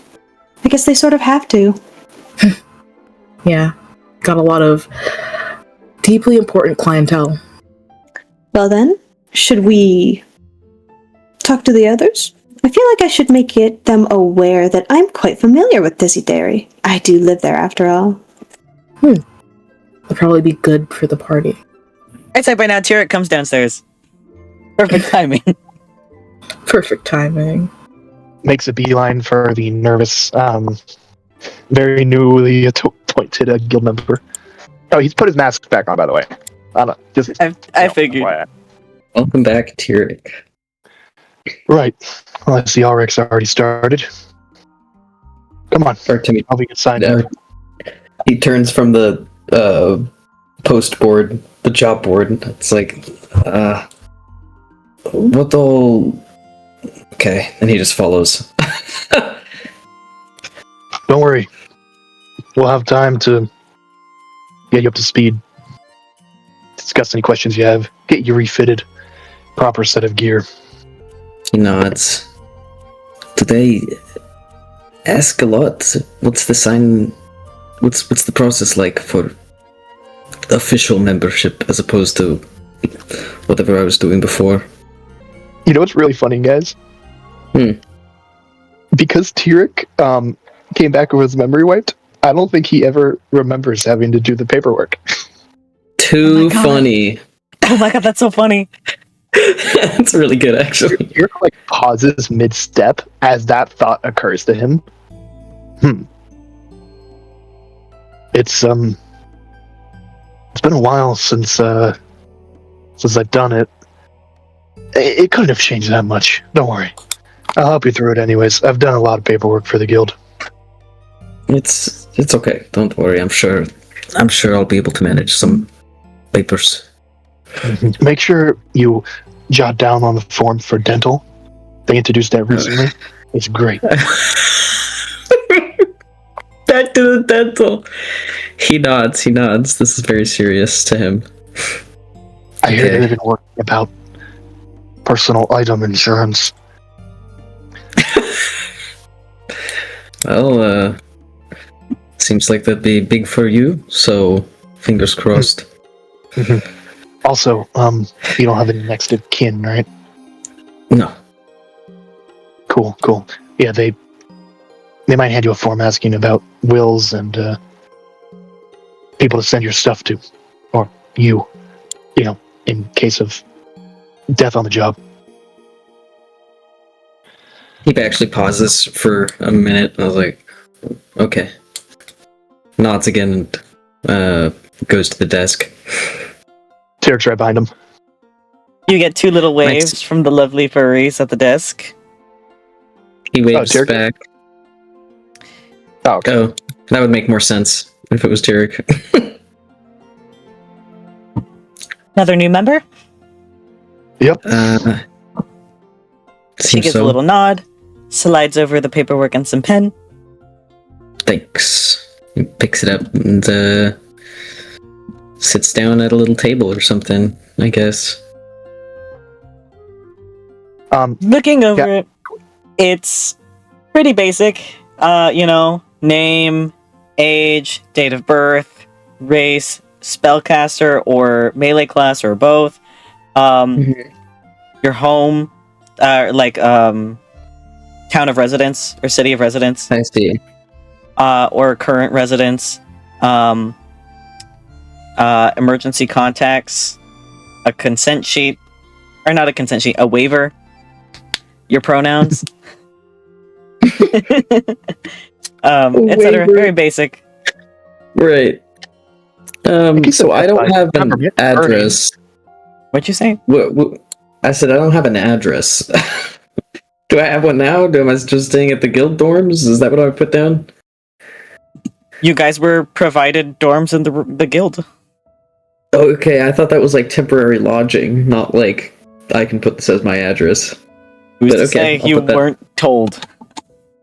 He's gonna leave it blank, finish the rest of it, and then come back and just fill in that it's the lodge's whatever. At Tyric's house. Yeah, Tyric's house. No. Tyric will like pop over his shoulder. You can put the guild houses here. It's this address. Okay. No, guild house is filled in. Everyone mails stuff to Tyric. That happened to be in college. So awesome. Ezekiel's address. It would be really funny. I don't know what that is, unfortunately. While you fill that out. Oh man, not my house. Vysaria. Hello. What's Vysaria up to while everyone's kind of like talking to each other? It seems like the kid is with you. Pyram has gone up to the front desk, and it seems like he's collecting some papers as Artemi steps away with Tyric. I need you to give, where are we? You guys are in the guild hall. You guys just came downstairs from Stavros' office. Rosie and Lorelai are talking by the staircase. Artemi and Tyric are at a little table closest to the job board, filling out their guild application. Pyram's at the job board desk, getting some papers from the two lovely ladies at the front desk. Alric's off at another little side table, filling out his guild member application. You are alone at the bottom of the staircase with the kid. I'm gonna... Oh, wait, can I use my passive insight on this kid? You can. What's your passive insight? I have an 18! Oh my god. It's incredible. He seems very obviously uncomfortable, though it seems like he's eased up a little bit after the meeting with Stavros, and he's just chilling now. There's no Imperial guards or anyone like stalking you guys anymore, watching you guys. Doesn't seem like you guys are gonna get killed at any second. He's chilled out a little bit, holding the little straw doll you gave him a long while ago. Just kind of looking around, observing the surroundings, looking at all the different diverse groups of people in the guild hall. Okay, I'm gonna turn to the kid and I'm gonna say, sorry we dragged you into all this boring adult stuff. No, it's okay. I think it's fine. I hope it's at least better than... Anyways, do you have a name? Mikhail. Mikhail? And, how old are you? 14. You, I don't know, do you remember how you got where you were? Where you're from? He shrugs. Kind of looks around at the guild a little bit, looks up at you, kind of does a little zipping motion over his mouth. Fair enough. Well, and Hiram comes back with 2 pieces of paper. He hands one over to you. It is a guild registration form, and he hands you a pen. What is this for? We're required to register with the guild. To be a member? Stavros' orders. So I have to sign up for... I don't know, to be a foot soldier like Tyric and Artemi? Not necessarily soldier. They're sending us on a job. Stavros said having a registration or being registered with the guild will give us access to info we need. I just hope this doesn't make me stuck in something else that I can't get out of. You'll be fine. Stavros is pretty chill. Fair enough. What about... Tyric wanders over. What about... You guys should really fill out the dental sheet. Great. Wait, what did you say, James? What? Dental. I'm gonna look up at Tyric with a very deadpan face. Like I have no idea what he's talking about. I can walk it through it later. Don't worry about it. Sorry. Bye. Okay. How do we keep Mikhail safe? I don't know. I know some people in the city that can help watch him, but I don't know if I want to leave him alone while we're off doing a job. Of course. And Mikhail kind of like tugs on your skirt a little bit, Vysaria. Take me with you. Mm-hmm. He says. Are you sure? I mean, I don't even know what we're getting ourselves into. He nods. Okay. Just, I don't know. Stick with us and just be careful. Hiram sighs again. He's a little too young to register with the guild, but we can't really stop him from traveling with us. I mean, I think it's better him with us. At least so we know that he's okay. I don't know. I mean, I trust you and I trust who you know. It's just, I don't know. I think I would feel better with him with us anyways. He nods. I'm sorry to get you roped into this. Hiram points at himself. It's fine. I've done guild jobs before. Oh, fair enough. Okay, Vysaria starts looking at the info sheet. Yeah, very standard stuff. Same stuff as Artemi, name, race, age, date of birth, current residence, and then Hiram tells you to just fill in the address of the guild hall, etc. A waiver, etc., etc., etc. Everyone fills out their registration forms and turns them in. Their sheets get a little stamp. You guys are handed back your little gold coins of official guild membership, and you guys are free now. Do as you wish. Boy, oh boy. Artemi, you're first in the initiative. What are you doing? Sorry. You perfect. I think once he's done with his paperwork, he kind of... I don't know. I think he kind of wants to get out of the building. I don't know if he has a plan, but maybe browse the local wares, see if there's anything that might be helpful for more fights, more potential confrontation.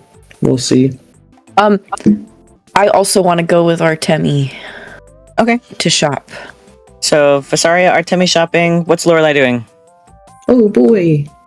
I think Lorelai is gonna go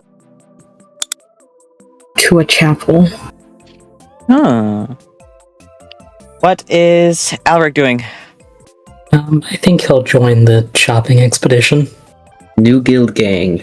What is Rosie doing? I guess she will also shop. Everyone's shopping. What is Tyric doing? I think he's leading the shopping because he knows his way around.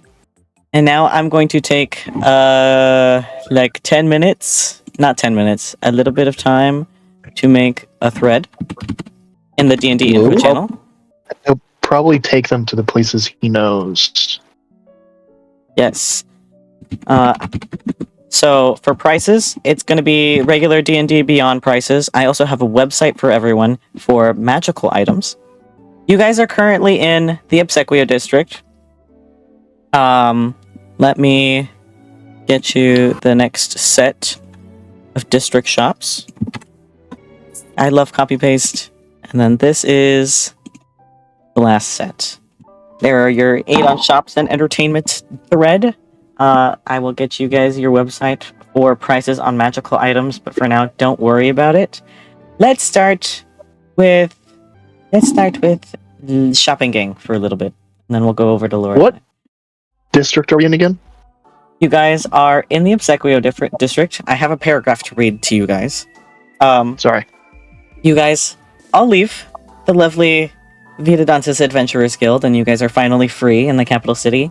And now that you guys are a lot less stressed, scared, shitting, throwing up, crying everywhere, you can finally take in how incredibly colorful the entire district is for the upcoming holiday compared to when you first arrived. And as you guys start leaving the little plaza that the guild is in and start getting a good look around at things, the streets are filled with these colorful streamers of blues, purples, and white accents with little paper stars and lantern decorations hanging from each and every string of lights that connect every building and every lamppost. And it seems like as you guys start heading off towards shops and stuff, and you get an occasional glance at the lower districts or the higher districts, it seems like the bigger the district, the more decorations fill the streets. with a lot of shops even having little decorations on their windows or their newly drawn cork boards to fit the holiday of the New Year's. And you guys split off. You say your goodbyes. You guys are free in the Obsequio district as Lorelai heads to the nearest chapel. Are you going to the nearest chapel? Are you going to the Sanctus District Chapel, or are you going to just any nearest chapel? I think she might head to the Sanctus District. Okay. You know that the Sanctus District chapels are private, and for specifically the one that is in your resident building, or at least the building that you'll be staying at while you're here, you know that it is private and exclusive for the people that live in that building. And everyone else splits off. You guys go shopping. How's your chatter? Rosie wants to tag with Alaric. Yay. Tag along. Let's go shopping. Let's go shopping. Where does Tyric take them first? Or if Rosie wants to take them somewhere. Rosie knows all the rich shops. Let's go to this shop. We can get bread for only 15 gold a pop. Tyric hears everyone away. You are out of your fucking mind.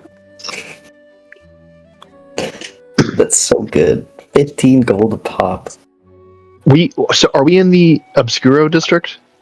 Obsequio, yes. Obsequio, okay. So I think he takes them to Moe's. Let's go to Fantasy Trader Joe's! Yes, let's go. Bro, the owner is Moses. Yep. What's up, man? Hence the Mo. Let me pull up Moe's. Where's my Moe's? Hey, can you go to the grocery store first for our adventuring supplies is crazy. Hey, we there's need some rations. basic We've stuff been there. eating salted beef and whatever for 3 weeks. It's not just groceries. It is also small selection of adventuring supplies, like health potions, rope, stuff like that. Shout out Moe's. Yes, thank you, Moe's. It says the store has everything and nothing. God, that's real. You guys step into the lovely fantasy Trader Joe's. It looks exactly like a Trader Joe's, but with fantasy items on the shelves instead of regular things. There are employees everywhere. There are people that are walking way too slow than they should be. There are people that have parked their shopping carts horizontally in the aisles, and there is a employee stocking the shelf on every single shelf. Wow, they're efficient. Yeah. They got a ton of stuff here. Just about anything you could want. Groceries, not groceries, drinks, rope, health potions, long-term rations. Artemi, while you're walking around looking at the shelves, you see a little box filled with assorted adventuring supplies, and the title on the box is Everything But the Bag of Holding. Oh my god, that's awesome. Perfect, give me 30. Oh, that's really good. It'd be even better if it came with the bag of holding, but I get it. I get it. Maybe we should get a bag of holding. I got a guy for that. Oh. Good to know. Maybe. I don't know. Do you want a bomb, or do you want it to be potentially a bomb? What? 50-50 chance. 50-50 shot. Of the bag of holding being a bomb? Yeah, just don't say that in an airport. What's an airport? A fantasy airport with where you ride dragons. An airship port. Oh, I should have assumed. Sorry, that was a bit. I know. Role play away, my scarabs. Okay. Right. We'll probably go here on the first again. Pick up rations. Guild funds are going to be largely non-existent. Everyone, this is probably going to be coming out of mostly my pocket. So,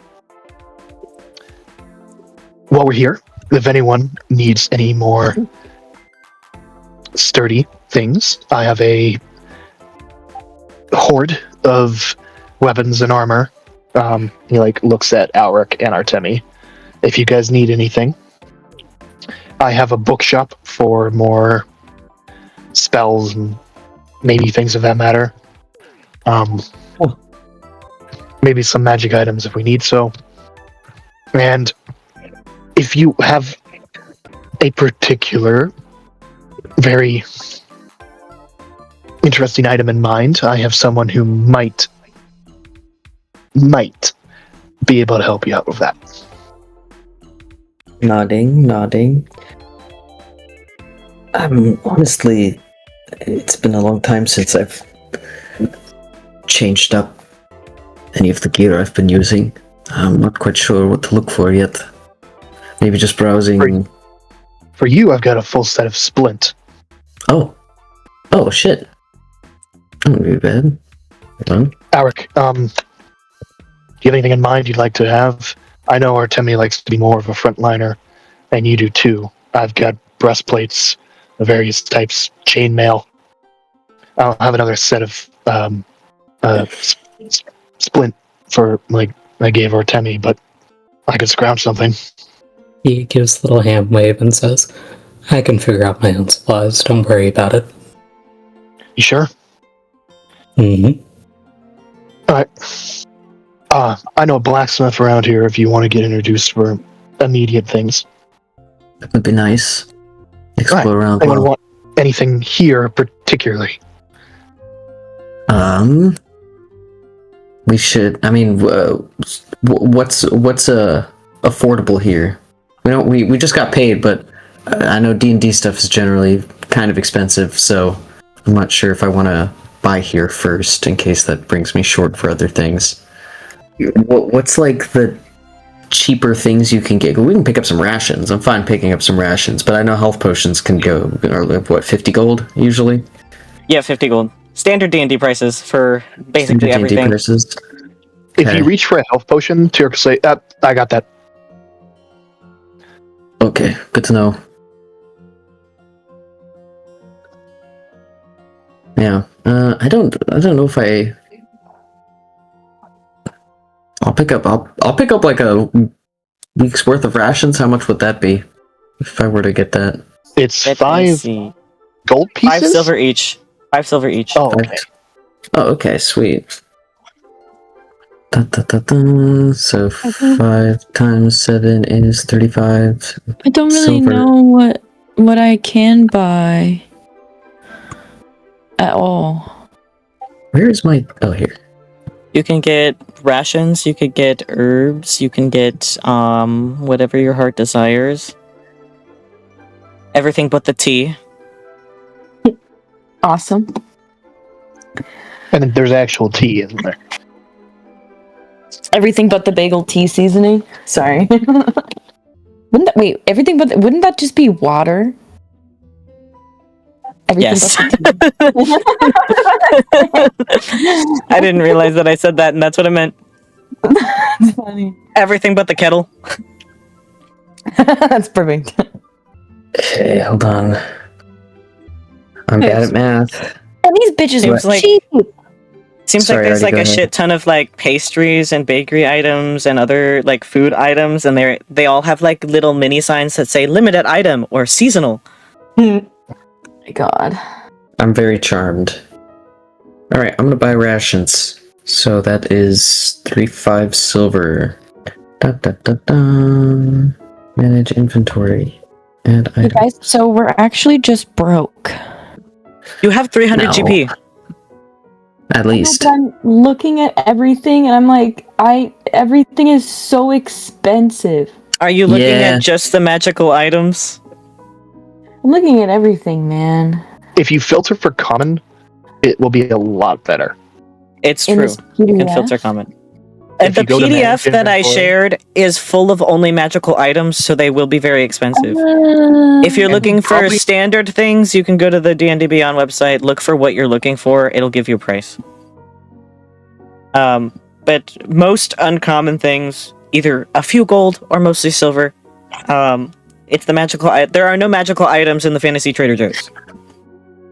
Yeah. But I'll let you guys think about what you want to buy at Trader Joe's.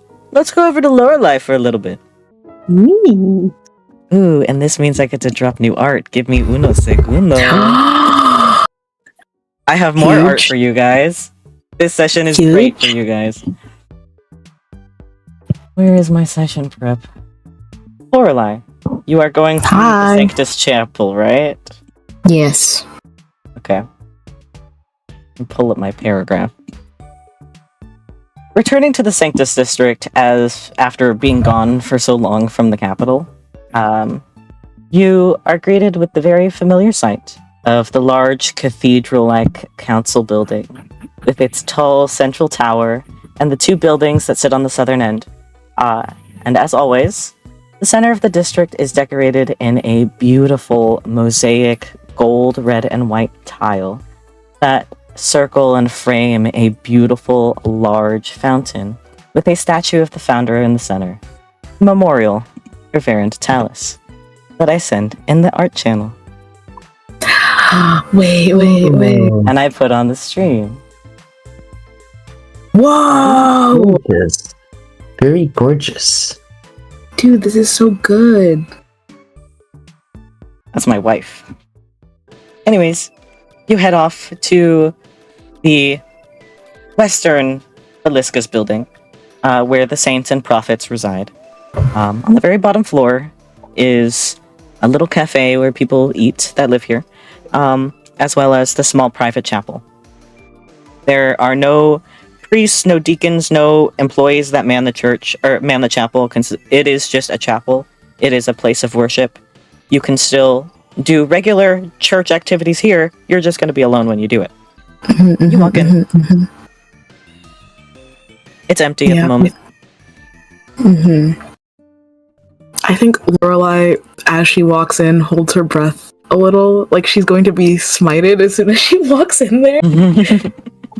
I think here's that Lorelai thinks that the dream she's been having is a sign that she fucked up and that she is being punished for being unholy, so she's going to go pray and do confession, but I feel like because the chapel is empty, she would have to go somewhere to do that.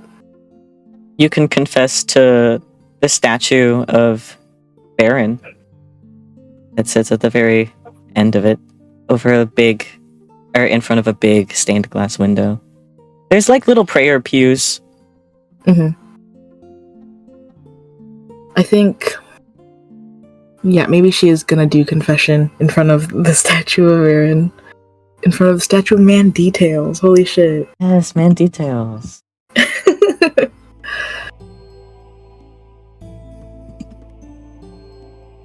But I guess she's gonna go up and just like at the foot of the statue, just going to kneel.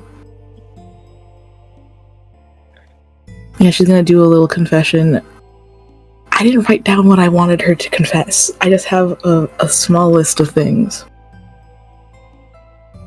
But how does confession work in this world? I know we have the thing. It'd be pretty similar to regular real world confession. Considering like chapels are unmanned and are meant for private worship or anything private, you can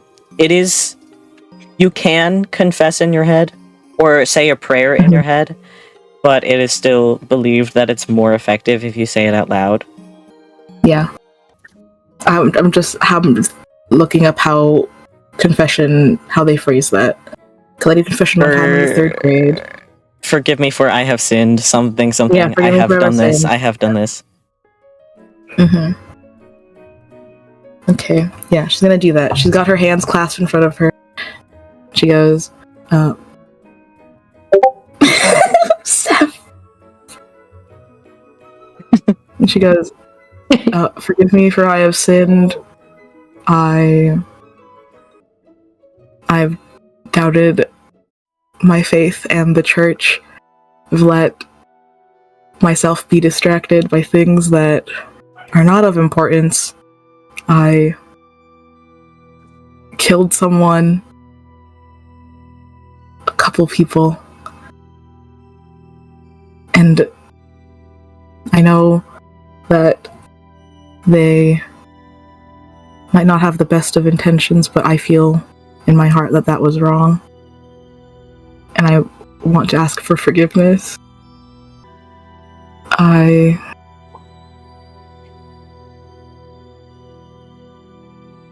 ask for guidance through this. I feel like I'm lost.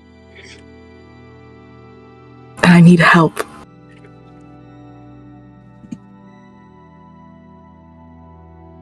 And then, yeah, I think she's gonna pray there. She's gonna do whatever the rosary equivalent is in this church. Mm-hmm. The sign of the cross. Mm-hmm. And yeah, she's gonna pray. Yeah, pray the rosary, because she. Yeah, I feel like confession to Lorelai, especially in like the private chapels, is just a form of diary, or like just letting stuff go. Yeah, that checks out. So she's just saying a lot. She's like, yeah, I don't know what I'm doing right now, and I'd like guidance, and I don't know who to turn to, kind of thing. But yeah, she's gonna pray a little bit longer in there. My angel! We go back to the shoppers, who are having a much more fun time than Lorelai. How's everyone doing with their shopping? I think I've taken them out of Trader Joe's and moved over to Solaris Smithing. Solaris? Solaris. Yeah, Solaris Smithing, and introduced them to Rhea. Yeah. Reyna. There's an N in there. Names are not my forte. Reading is not your forte. Yeah, obviously. If Rosie starts getting petulant about not getting treats, I'll take them to Grain of Truth. And then Featherfall Homes to kind of round it out. Okay. Is there anything anyone wants to do in these specific shops? Other than that, if you want to buy specific things, you can DM me your list of shopping or things that you bought. So we don't have to sit here and wait for you guys to like pick out what you buy. Yes, I'll message you and ask if I got the prices right on stuff with this information. I have something I bought that I'd like to give to people. I'm aware. Oh. You said it like I bought something once. I bought something once. It's BDD. You guys do your shopping. You guys do a big fat walk around the Obsequio district. I'd say it's about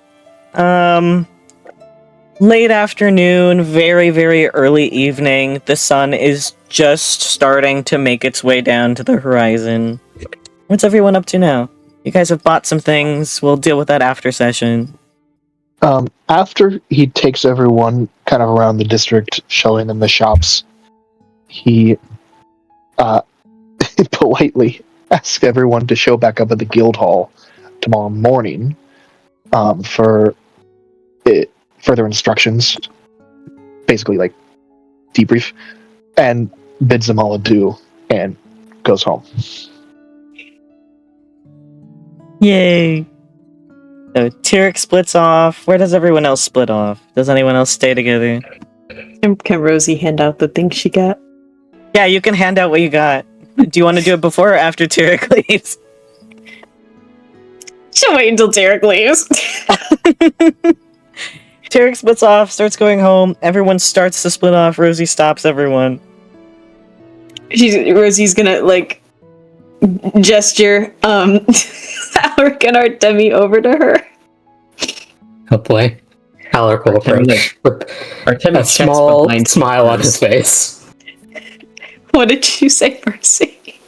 I said Artemi checks behind him first to make sure that Rosie's actually gesturing to him, but then approaches. I bought you 2 sweets. She holds out 2 bags of cookies.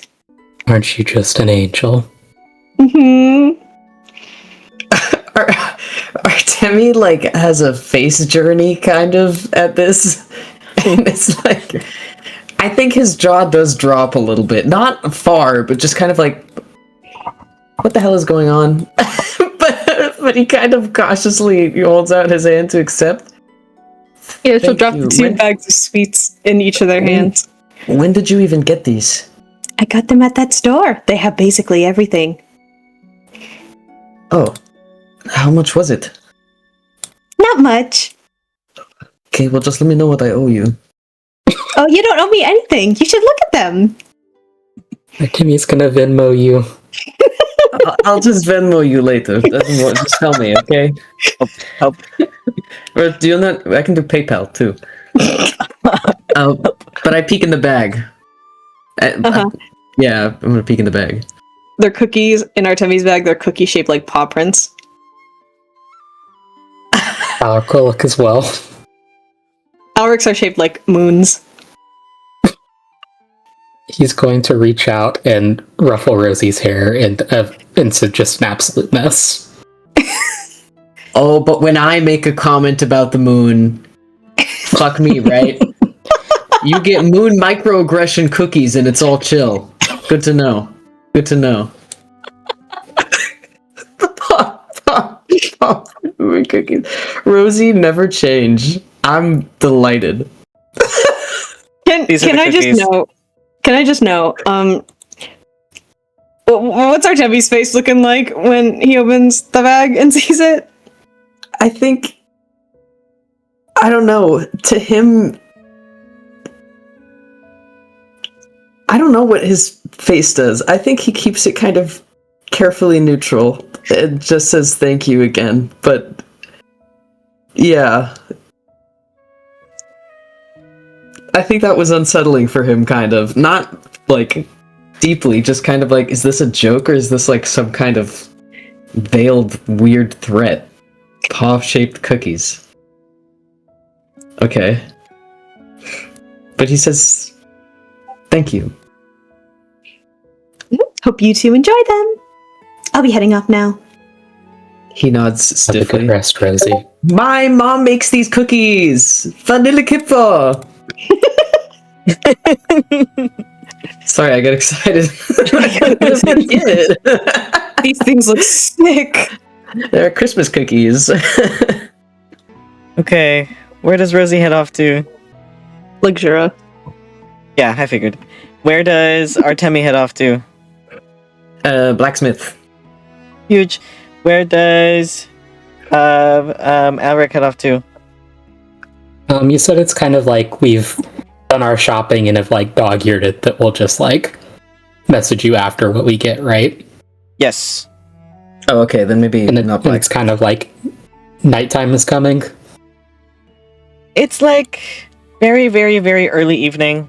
The sun is starting to head towards the horizon line. So not necessarily setting, but it's starting. The movement is happening. Okay. Alaric is going to go look for just like a little like courtyard or kind of like little park area. Mm-hmm. Artemi, you want to refresh where you're going? Yeah, I mean, because I'll message you about my blacksmith visit. Is there like there was a clock shop I saw? There is. I want to nose around there, maybe. You want to go to the cock store? Cool. Not what I said. Notably not what I said at all. And I know that because I said what I said and you said yes. So that's not what I'm called. Not what I'm called. Vysaria, what are you up to? Where are you headed? You still have Pyram and the kid with you. Well, I would hope so. I assumed, but you know what happens when I assume things. I'm wrong. I think I'm gonna assume the kids' clothes are kind of like tattered and not good. Mm-hmm. So I think I would have bought, or I would have like tried to find a shop with that, and then probably head to wherever I live now, which is the Guild Hall, I think. Mm-hmm. Because you said it's getting nighttime. Did I hear that right? It's starting to set. The sunset has not started, but the sun is heading towards the horizon line. So it's still like daylight. It's just the sky starting to get a little bit of pink, a little bit of orange, a little bit of purple. Are we all gonna go somewhere and eat? Well, everyone left you, so you guys can go eat together. I figured. Yeah. Which is really sad. Pyram shares that he knows a really good place, so he takes you all down to the Veritas district. You'll go get something to eat. Okay. While you guys are off doing that, let's start Artemi. You're at the top. Yes. Sundials and such. I'm at Sundials and such. Sundials and such. A very small, cramped, little eclectic store. Everything is a clock in some way, shape, or form. Basically. Very cute. You walk in. I walk in. Clocks everywhere. There's no cocks. There's only clocks everywhere. Thank you. So it's there's magical items and stuff too. Is it any particular ones you have in your notes? I'm kind of just curious to look around and maybe chat with the shopkeep and if there's an affordable little watch or something. There is this very tall, very well-rounded, pale half-orc woman with like platinum blonde hair kept in a very half-updo braid, and these very large golden cat eye-shaped glasses. And one of the like edges of the cat eye glasses has like a little charm dripping, like hanging from the little screw where it connects to the little arms, and the charm is like a little clock arm. Oh, I love her. The bell rings when you walk in. Clocks everywhere. There's like a very faint magic aura that fills the air when you walk in. Ticking everywhere. It fills the room. Tick tock, tick tock. Very interesting. Just like the Kesha song. It's true. I think it's kind of soothing almost. I think he's gonna take a look around and see if there's any like, I don't know, I guess like a pocket watch type thing. He's not looking for a grandfather clock situation right now or anything.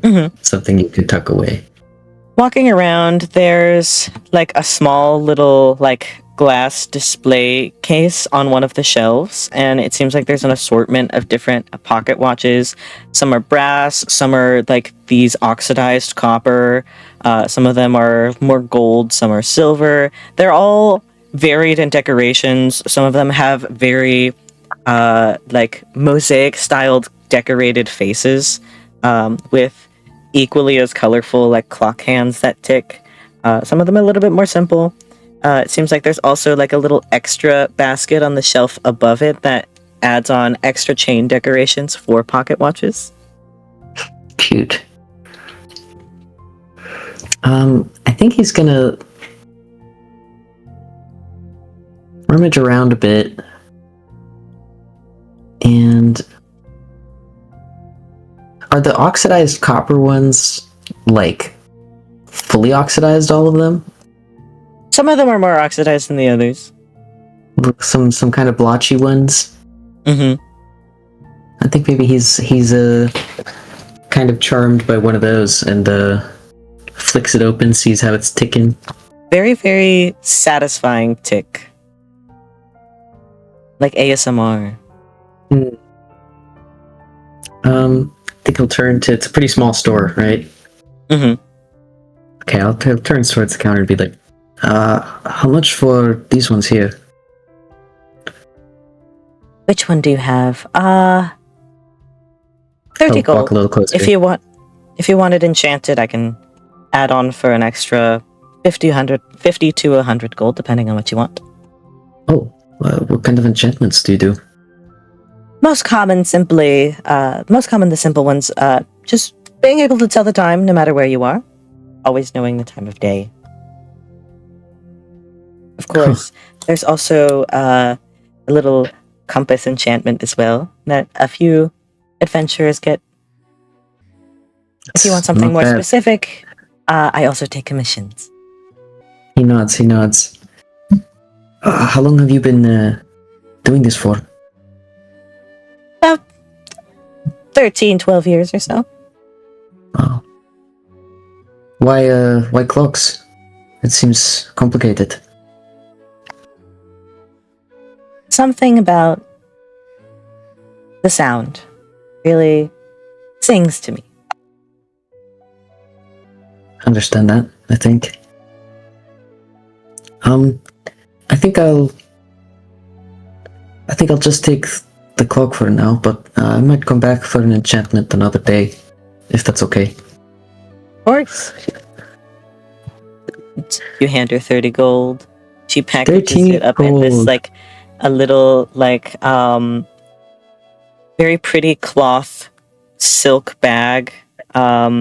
It's a very pretty, like, greenish blue.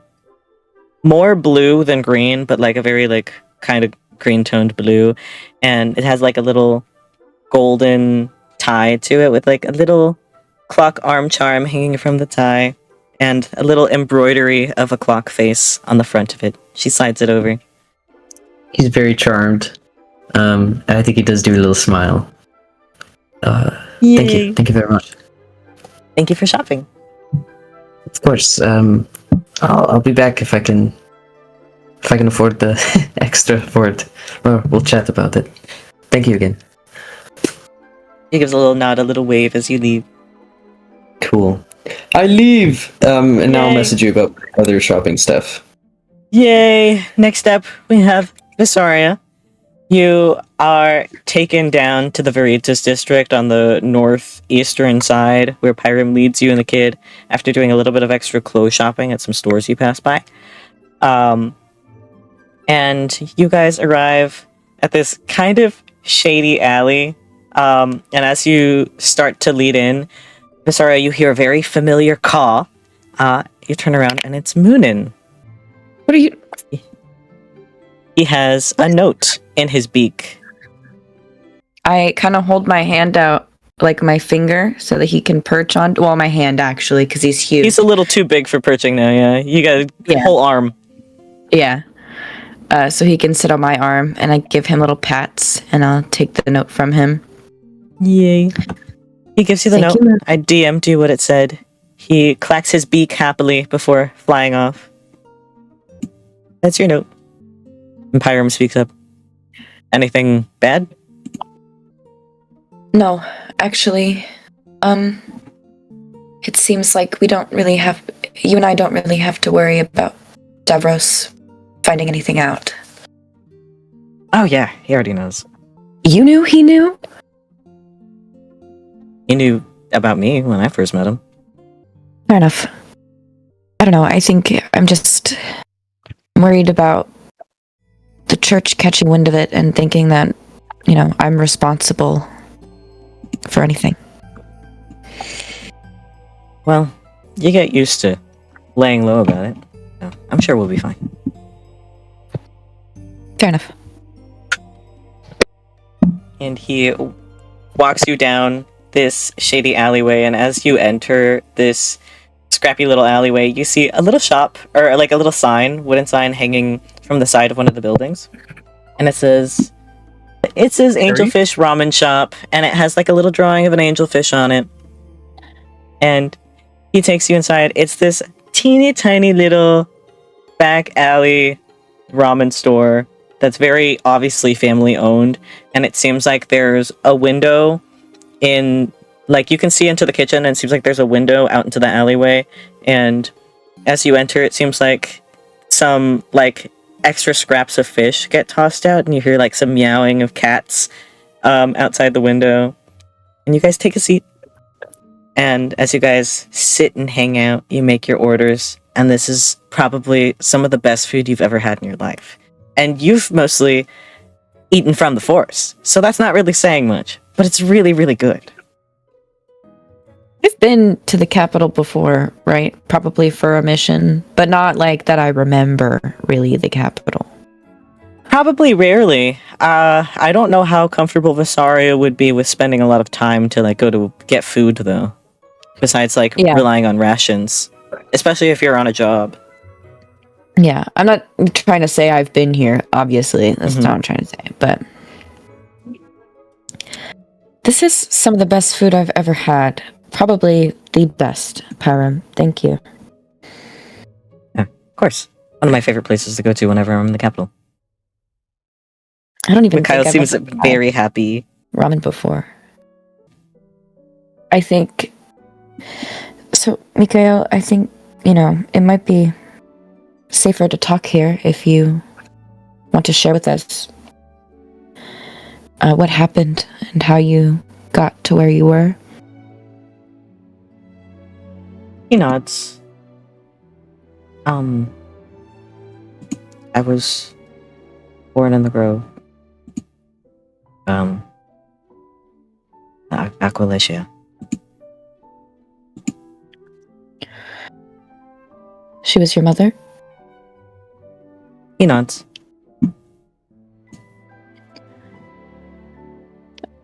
Okay. And why did they choose you for the ritual? Do you know? He shakes his head no. I think Grandma said something about a vessel. I don't know what that means though. Well, does that mean you were meant to host the... I don't know. But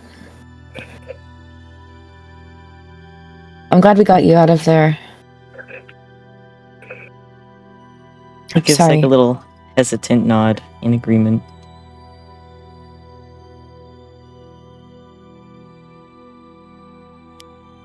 How are you feeling now?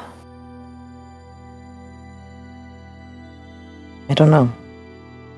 And he kind of like fidgets with the little straw doll you gave him and kind of lucks out a little piece of straw before shoving it back in.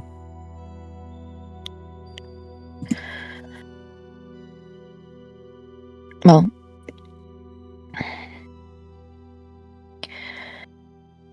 I can understand how you feel. I mean, especially if it's conflicted about leaving and everything. I mean, especially if it's all you knew. I mean, my grove was all I knew. And I believed... I don't know, Were you born in one too? No. No. I was taken in by them.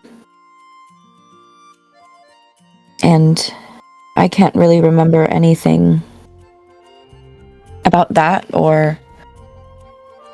You don't? Anything before. No. But, I was told that I was an orphan and they found me in the woods. But I don't know if any of that's really true. Do you know if you had an initiation? Do I know if I had an initiation?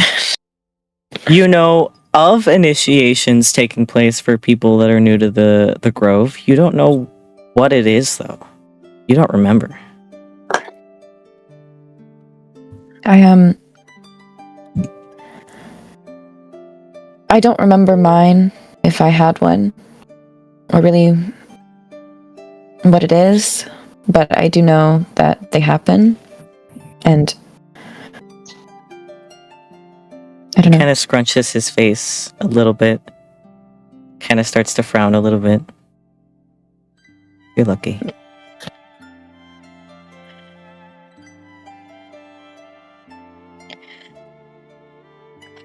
I mean,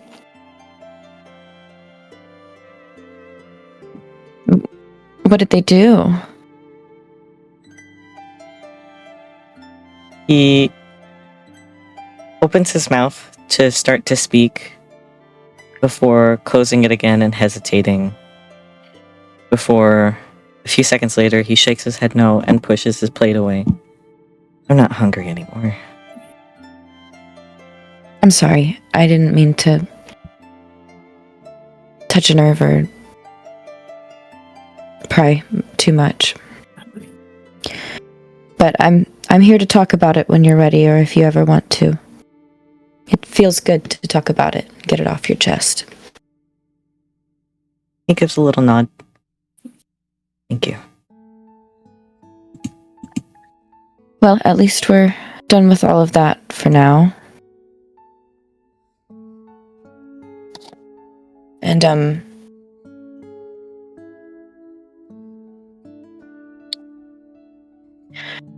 I don't know, I guess we'll see where this all goes.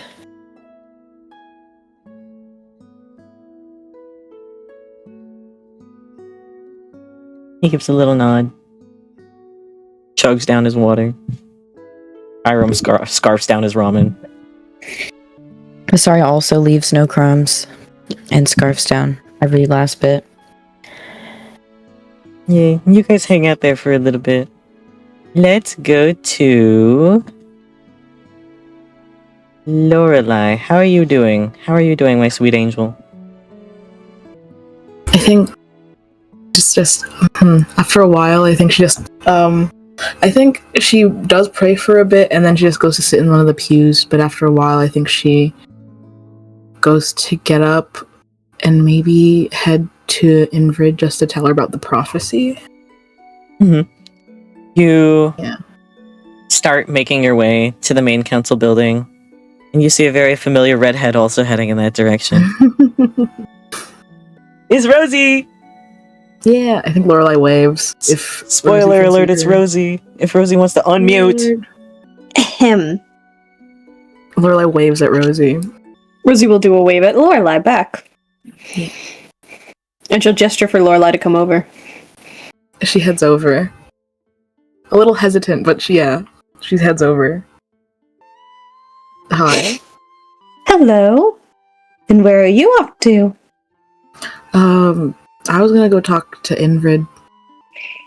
What a coincidence! I was about to go talk to Lecture. Nice. Were you gonna tell her about the prophecy? I think so. I mean, no use hiding things, right? Good choice. It's better to make sure you don't anger anyone. Yeah. Wouldn't want that. Especially not now.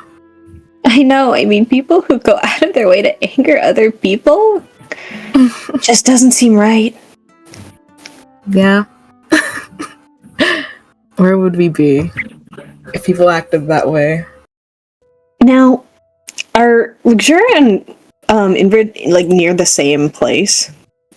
They're both in the main council building. They have different offices when they're in town, but they're both on the same floor. Mm-hmm.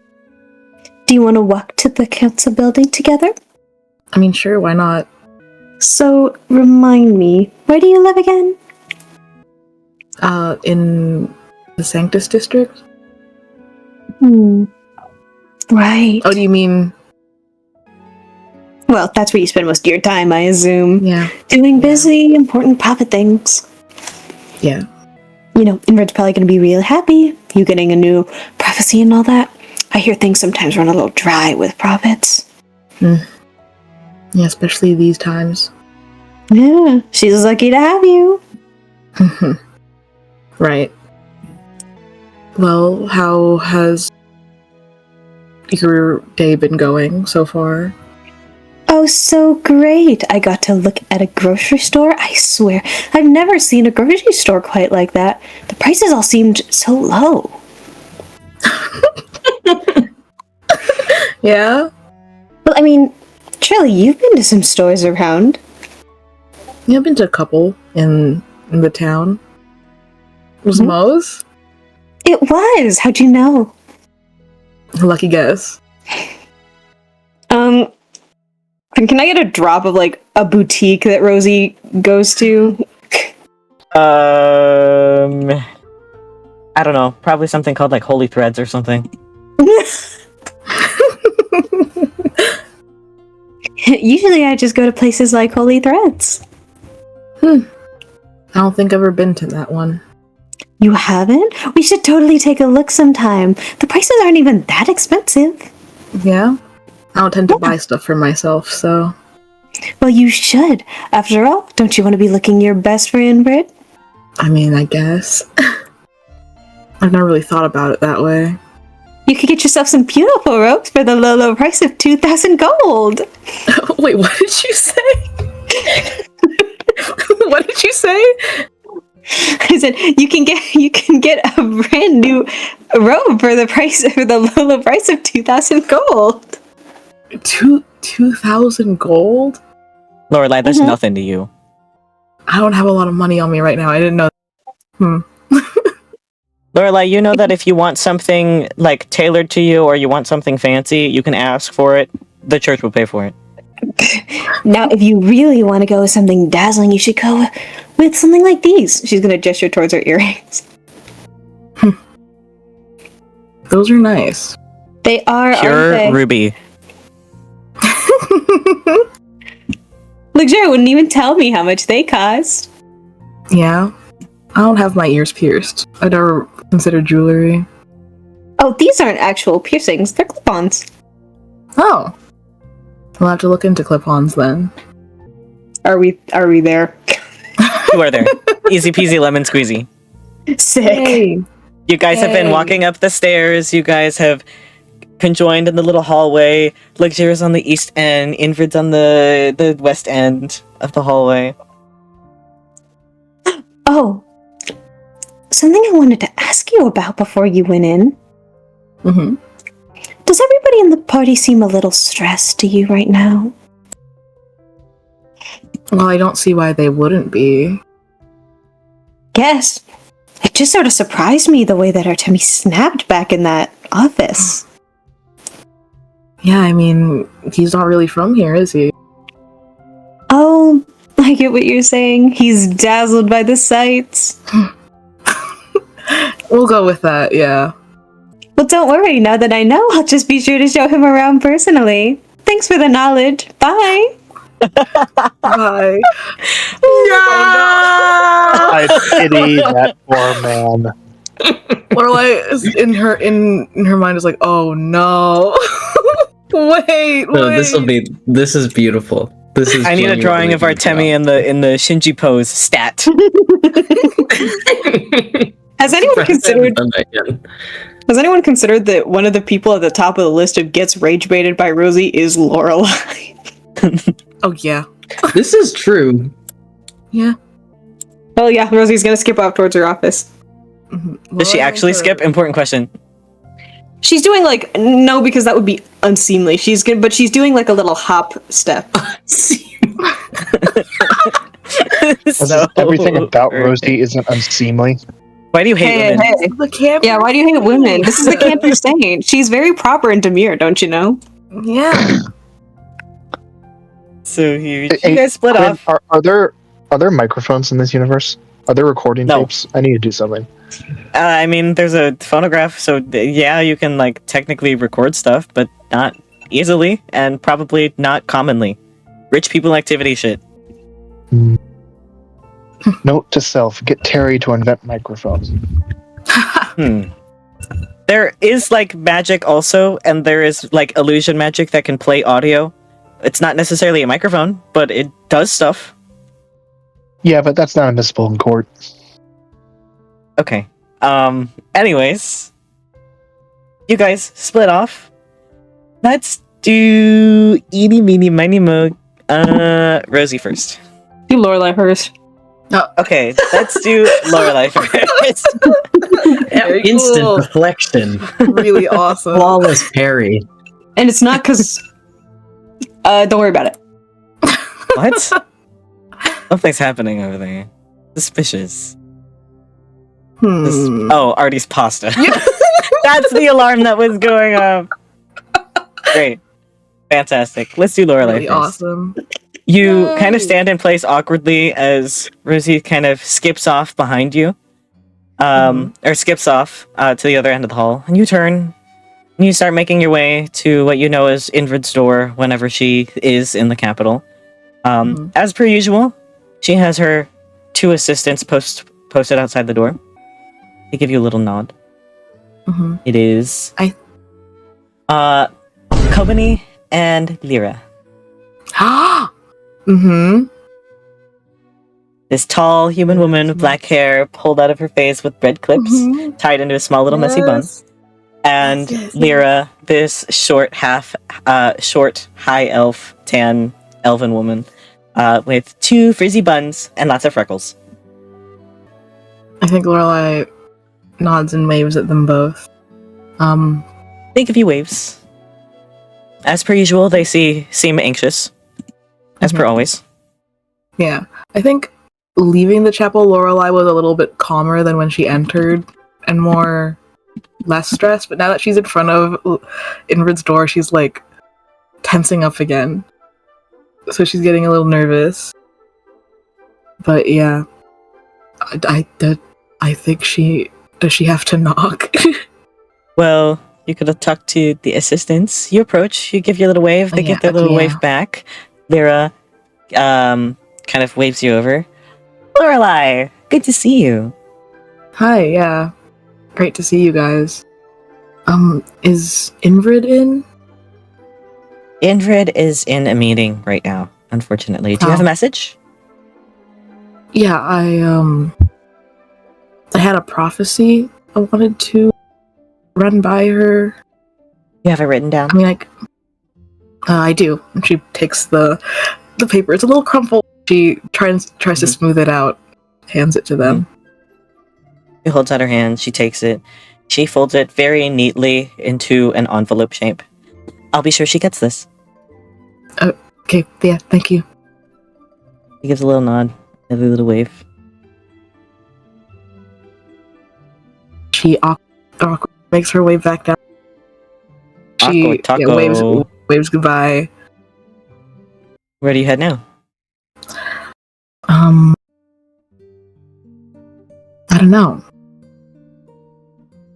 Just kind of stand there awkwardly for a little bit. You're hungry? Yeah, I guess she's gonna go grab some around like that. You head chill. Yeah. Head back to the Baliscas. There's that little food cafeteria for the prophets and saints and stuff. You take a seat. Head down there. Seems like 2 out of 3 of the prophets of Adon are here. They're sat off in a little corner table, just chatting with each other. Emily and Lusamine. You take a little seat alone? Question mark. I think yes. She's not avoiding them, but she's also they're in the middle of something. I don't want to intrude or whatever. You get your food. It's really, really yummy. You are alone eating it. Yeah. Yeah. What's Tyric up to?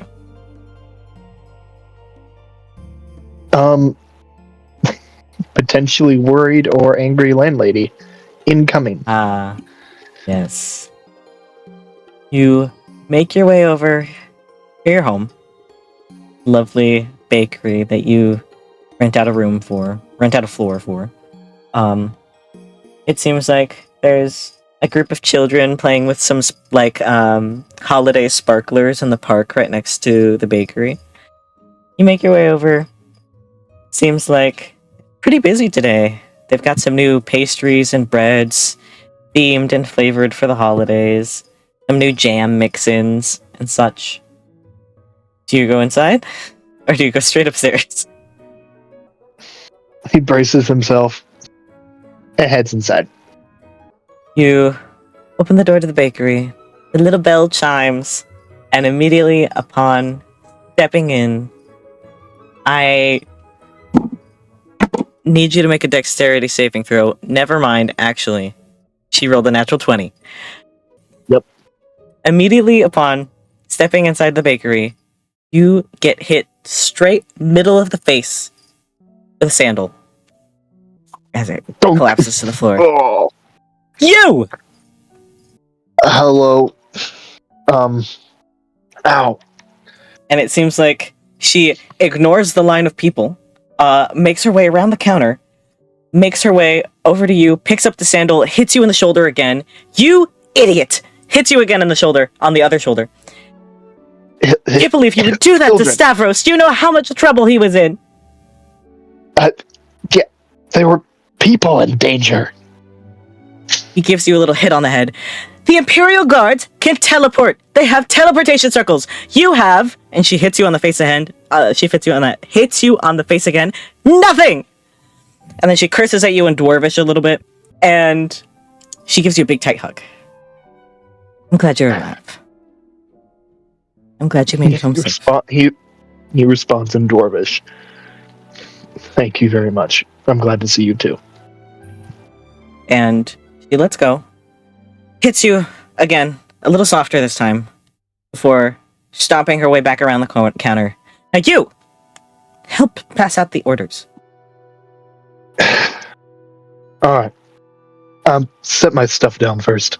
He'll throw his stuff in the back room, take his overcoat off, because he still has all of his armor in the bag. Take his mask off, put on an apron, and starts obeying Hildren. Yay!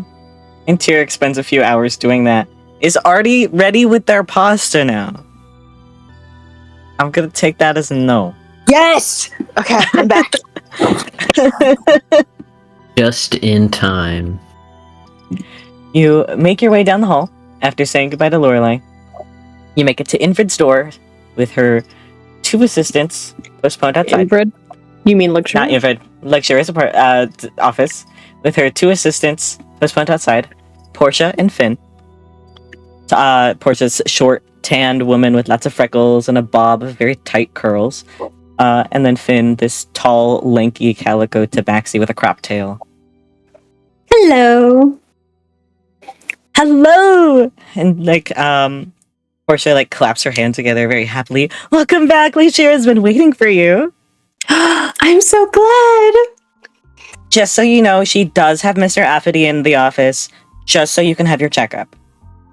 Of course, I understand my checkup is important. She gives you a little thumbs up, a little 2-finger salute, and opens the door for you, and Finn kind of steps aside as well. Rosie will walk on in. Yes. Walking on in. The typical Luxura office layout, her big beautiful desk, and her little lounge chair on the side, little lounge sofa with 2 smaller comfy sofa chairs on the side with a little tea table. It seems like Mr. Affity and Luxura are having tea. Seems like they were waiting for you. And Affity, as per usual, looks the same as always. This very tanned, scrangly man with these messy tangles of black hair, and even though he's having tea, he lifts it every once in a while to drink the tea, but he's always wearing that big, beautiful soldering mask. It seems like he has a few tools scattered on the sofa couch, and he's not wearing his lab coat, but he still looks like a bum. As always. How comforting. As always. And as you get closer to say hello, as always, he smells like cigs. Hello. Rosie, welcome back. I hope you have a nice report for me. Of course. We have that mission we're going on, and everybody split up to go shopping for supplies. Yes. Please, take a seat. Tell me everything while he gives you your checkup. Of course. Rosie's gonna sit down. Mm-hmm. You are directioned to sit on the little sofa couch. Mr. Affity, he moves around his stuff to the other side of the couch as you take a seat. And he moves to take a seat beside you, kind of scatters a few things, tosses some things on the table. Hasn't said anything when you walked in. He gave you a little 2-finger salute, and that's it, as per usual. And he kind of reaches around and takes the little diamond off of the center of your little embellishment in your clothes. And the illusion drops. Mm-hmm. And he places it very gently on the table on this little silk cushion. And Luxura takes her other hand, waiting for gossip, basically, as Affity kind of takes her arm into his lap, takes some of his tools, and kind of looks over a little scratch on your arm before brushing it aside and popping open the hood. Walk away. So, Luxura, there's obviously so much I want to tell you. Of course, I should tell you the more important things first. Yes. First of all, the most important. that treatment was horrible, sitting in that horrible waiting room. I know, I'm so sorry, my dear. If it was up for me, you wouldn't have been there at all. But, Miriam, she insists, and I only have so much say amongst the other council members. Again, I'm sorry about that. It really was terrible. I'm sure you can understand why I just don't trust Miriam. She always treats me so horribly. It's like she doesn't like me. Well, she doesn't really like anyone. That's why she doesn't have any friends. Makes sense. Now, there's some things I didn't tell her, because obviously I meant for them to be for your ears only. Of course. There was that thing in the woods. That horrible monster that we fought. The children being sacrificed were clearly being used to summon it. The deer, correct? Yes. How was it? I don't think it was right. I think it wasn't complete. She kind of like scrunches her eyebrows a little bit, tilts her head. Complete? After all, if it was complete, we couldn't have beaten it.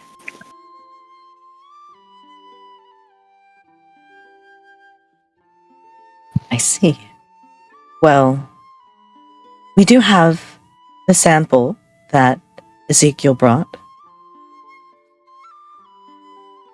So, maybe we can learn something from that. That's good. What else happened? Well, to be honest, it was all a lot. I've never really been out in the field like that before.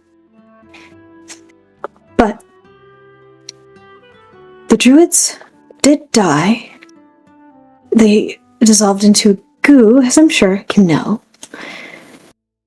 But I just can't piece together what it means. One of them escaped. Just between you and me, I hope none of your other party members, put on the rings that you all found. It seems like they're magical. Bands of loyalty, some might even say. Run out of health, you die. But like for real. How terrible. They need rings of loyalty. You know I'd never need a ring to be loyal to you. Oh, of course I know that. She like pulls out that little fine-tooth comb again and like fixes your bangs. There's another thing. I'm investigating a druid. Who? The girl in the party with us. I see. I ask you to trust me to figure this one out before I make a full report. You have my full trust as always, Rosebud. Thank you.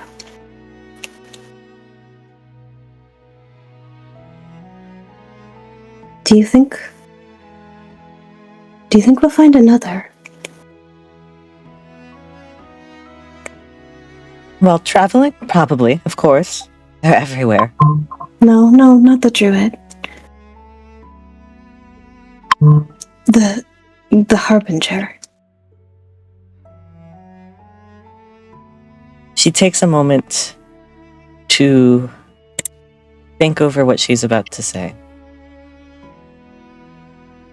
I'm not sure. Who knows what those pesky druids are up to?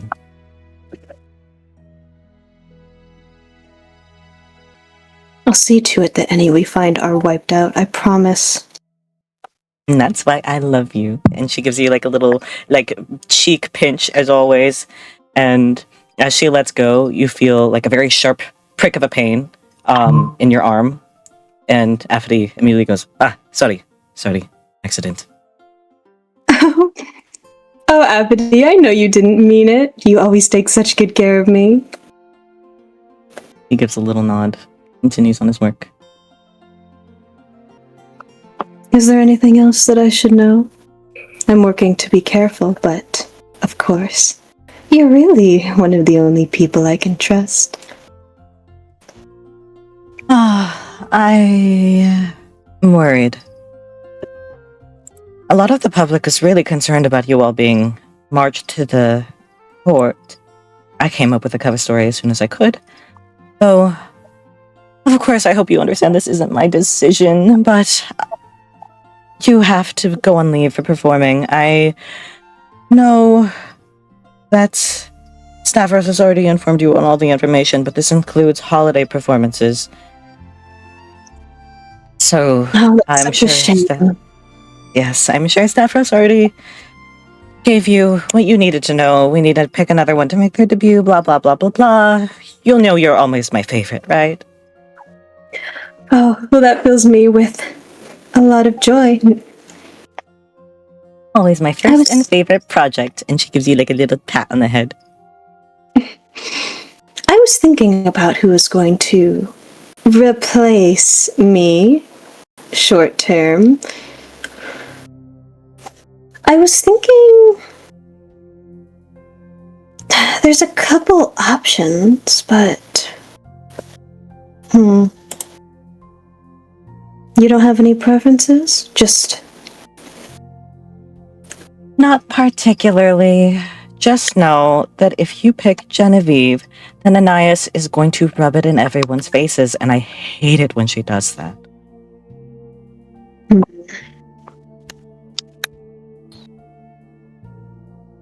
Always so vain, she never shuts up. Well, I was actually thinking maybe Italy? She kind of like rotates the thought in her head for a little bit. You know, I think that would be a good idea. A good little temporary replacement before bringing back the wonderful, perfect you again, after this is all blown over. Oh, thank you. You shower me with too much praise. Oh, of course, and you know everyone will miss you in the court. I hope so. I'll just have to think of a performance that'll truly dazzle them when I get back. And I'll be sure to provide the costumes.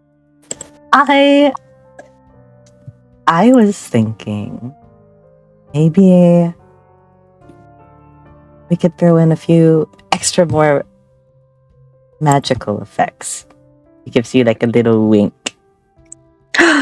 Oh, that does sound fun. Well, you know I'll miss you while I'm gone. Oh, of course. And I won't be traveling to Desideri for a little while. I have more boring meetings. I need to meet with Avarice. I need to meet with Stavros. I need to meet with the Imperial Guards. Blah, blah, blah, blah, blah. But I should be in Desideri in some month, maybe 2. So come see me then, while you're still there. Of course. I wouldn't miss it for the world. Oh, and Desideri, I know you don't really speak to Thea that much. But please, for the love of the gods above, keep her from going on her ridiculous tangents. Please. Of course. I'll do my best to keep her brief. Yes, thank you.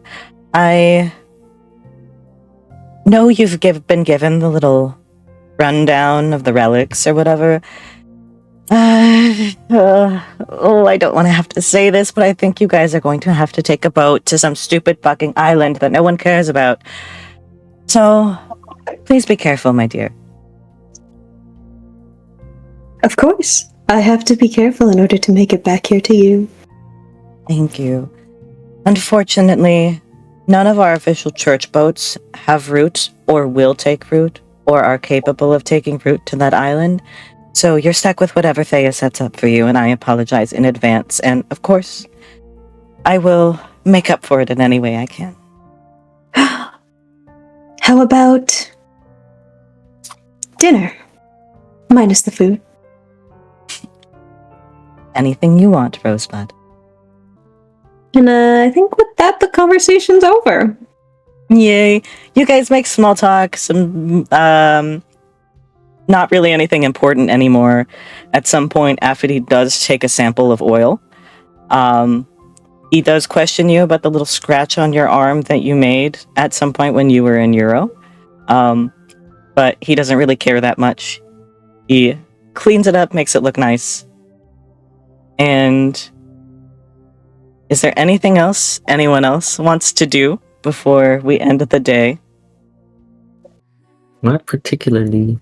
I might have one short thing. My beautiful Alaric, what are you up to? I think once he finds just like a nice quiet little courtyard or little green space, he takes out of his bag one of the sheets of paper that he bought and a pen and some ink, and stares down at the paper for a very long time. At one point, he sort of goes to start to write, but pauses and stays there too long, and so like the ink blots onto the paper, and he has to crumple that piece of paper up and throw it away. And he's there probably until it starts to get dark, like too dark to really see, and he only manages the first 2 words on the paper, and then stops and heads out. SpongeBob the image. Yeah. What are the first 2 words? It is the opening to a letter. Oh, I see. So beautiful. Does everyone head back to their guild-assigned dorms, or does anyone try to not go for the free housing? I'm gonna take the free housing. Your guild dorms are pretty simple. There's a bed, there's a desk, there's a side table, there's a little drawer closet, there's bathrooms down the hall, there's showers down the hall. Everyone gets to get clean. Finally, no more grease. God. The church girls have their beautiful fancy lodgings in the Sanctus district. Tyric has his lovely apartment in the Obsequia district. Seems like it was well taken care of. Your plants were watered while you were gone. Everything is as it was, and after another scolding after the bakery closes, she gives you another hug before sending you off to bed. And while you guys were talking, while you were helping out in the bakery, it seems like Hildren is aware of the job that you guys are being sent on. She like hints to it a little bit. You are annoyingly informed sometimes. I like getting lunch with Stavros. He pulled out the good tea today for the saint.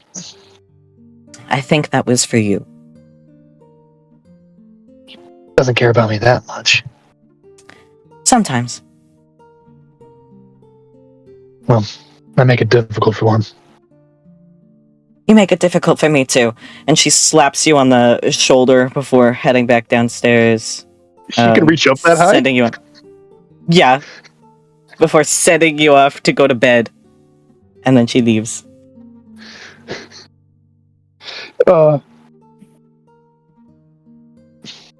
Yay. And everyone go beddy bye time. And that's where we end our session. Yay. Wow. Wow. Wow.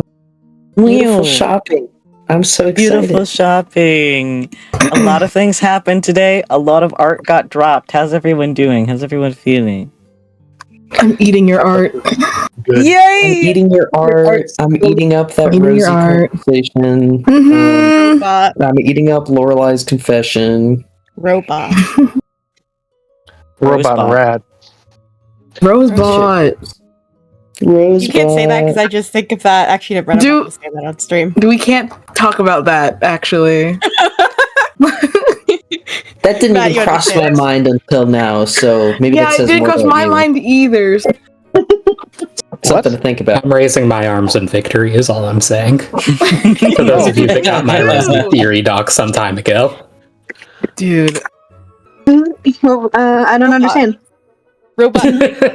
Underline. Who's to say she's a robot? Well, oil. she's The being oil she has. mechanic. She's robot adjacent. Dude, she's a robot. You're right. That could have been roleplay. That could have been anything. Oh yeah, It could have been foreplay. Huh?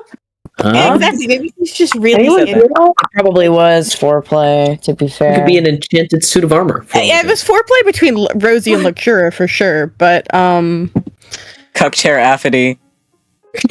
I think I'm watching, yeah. Anyways, that's a good key for ending the stream.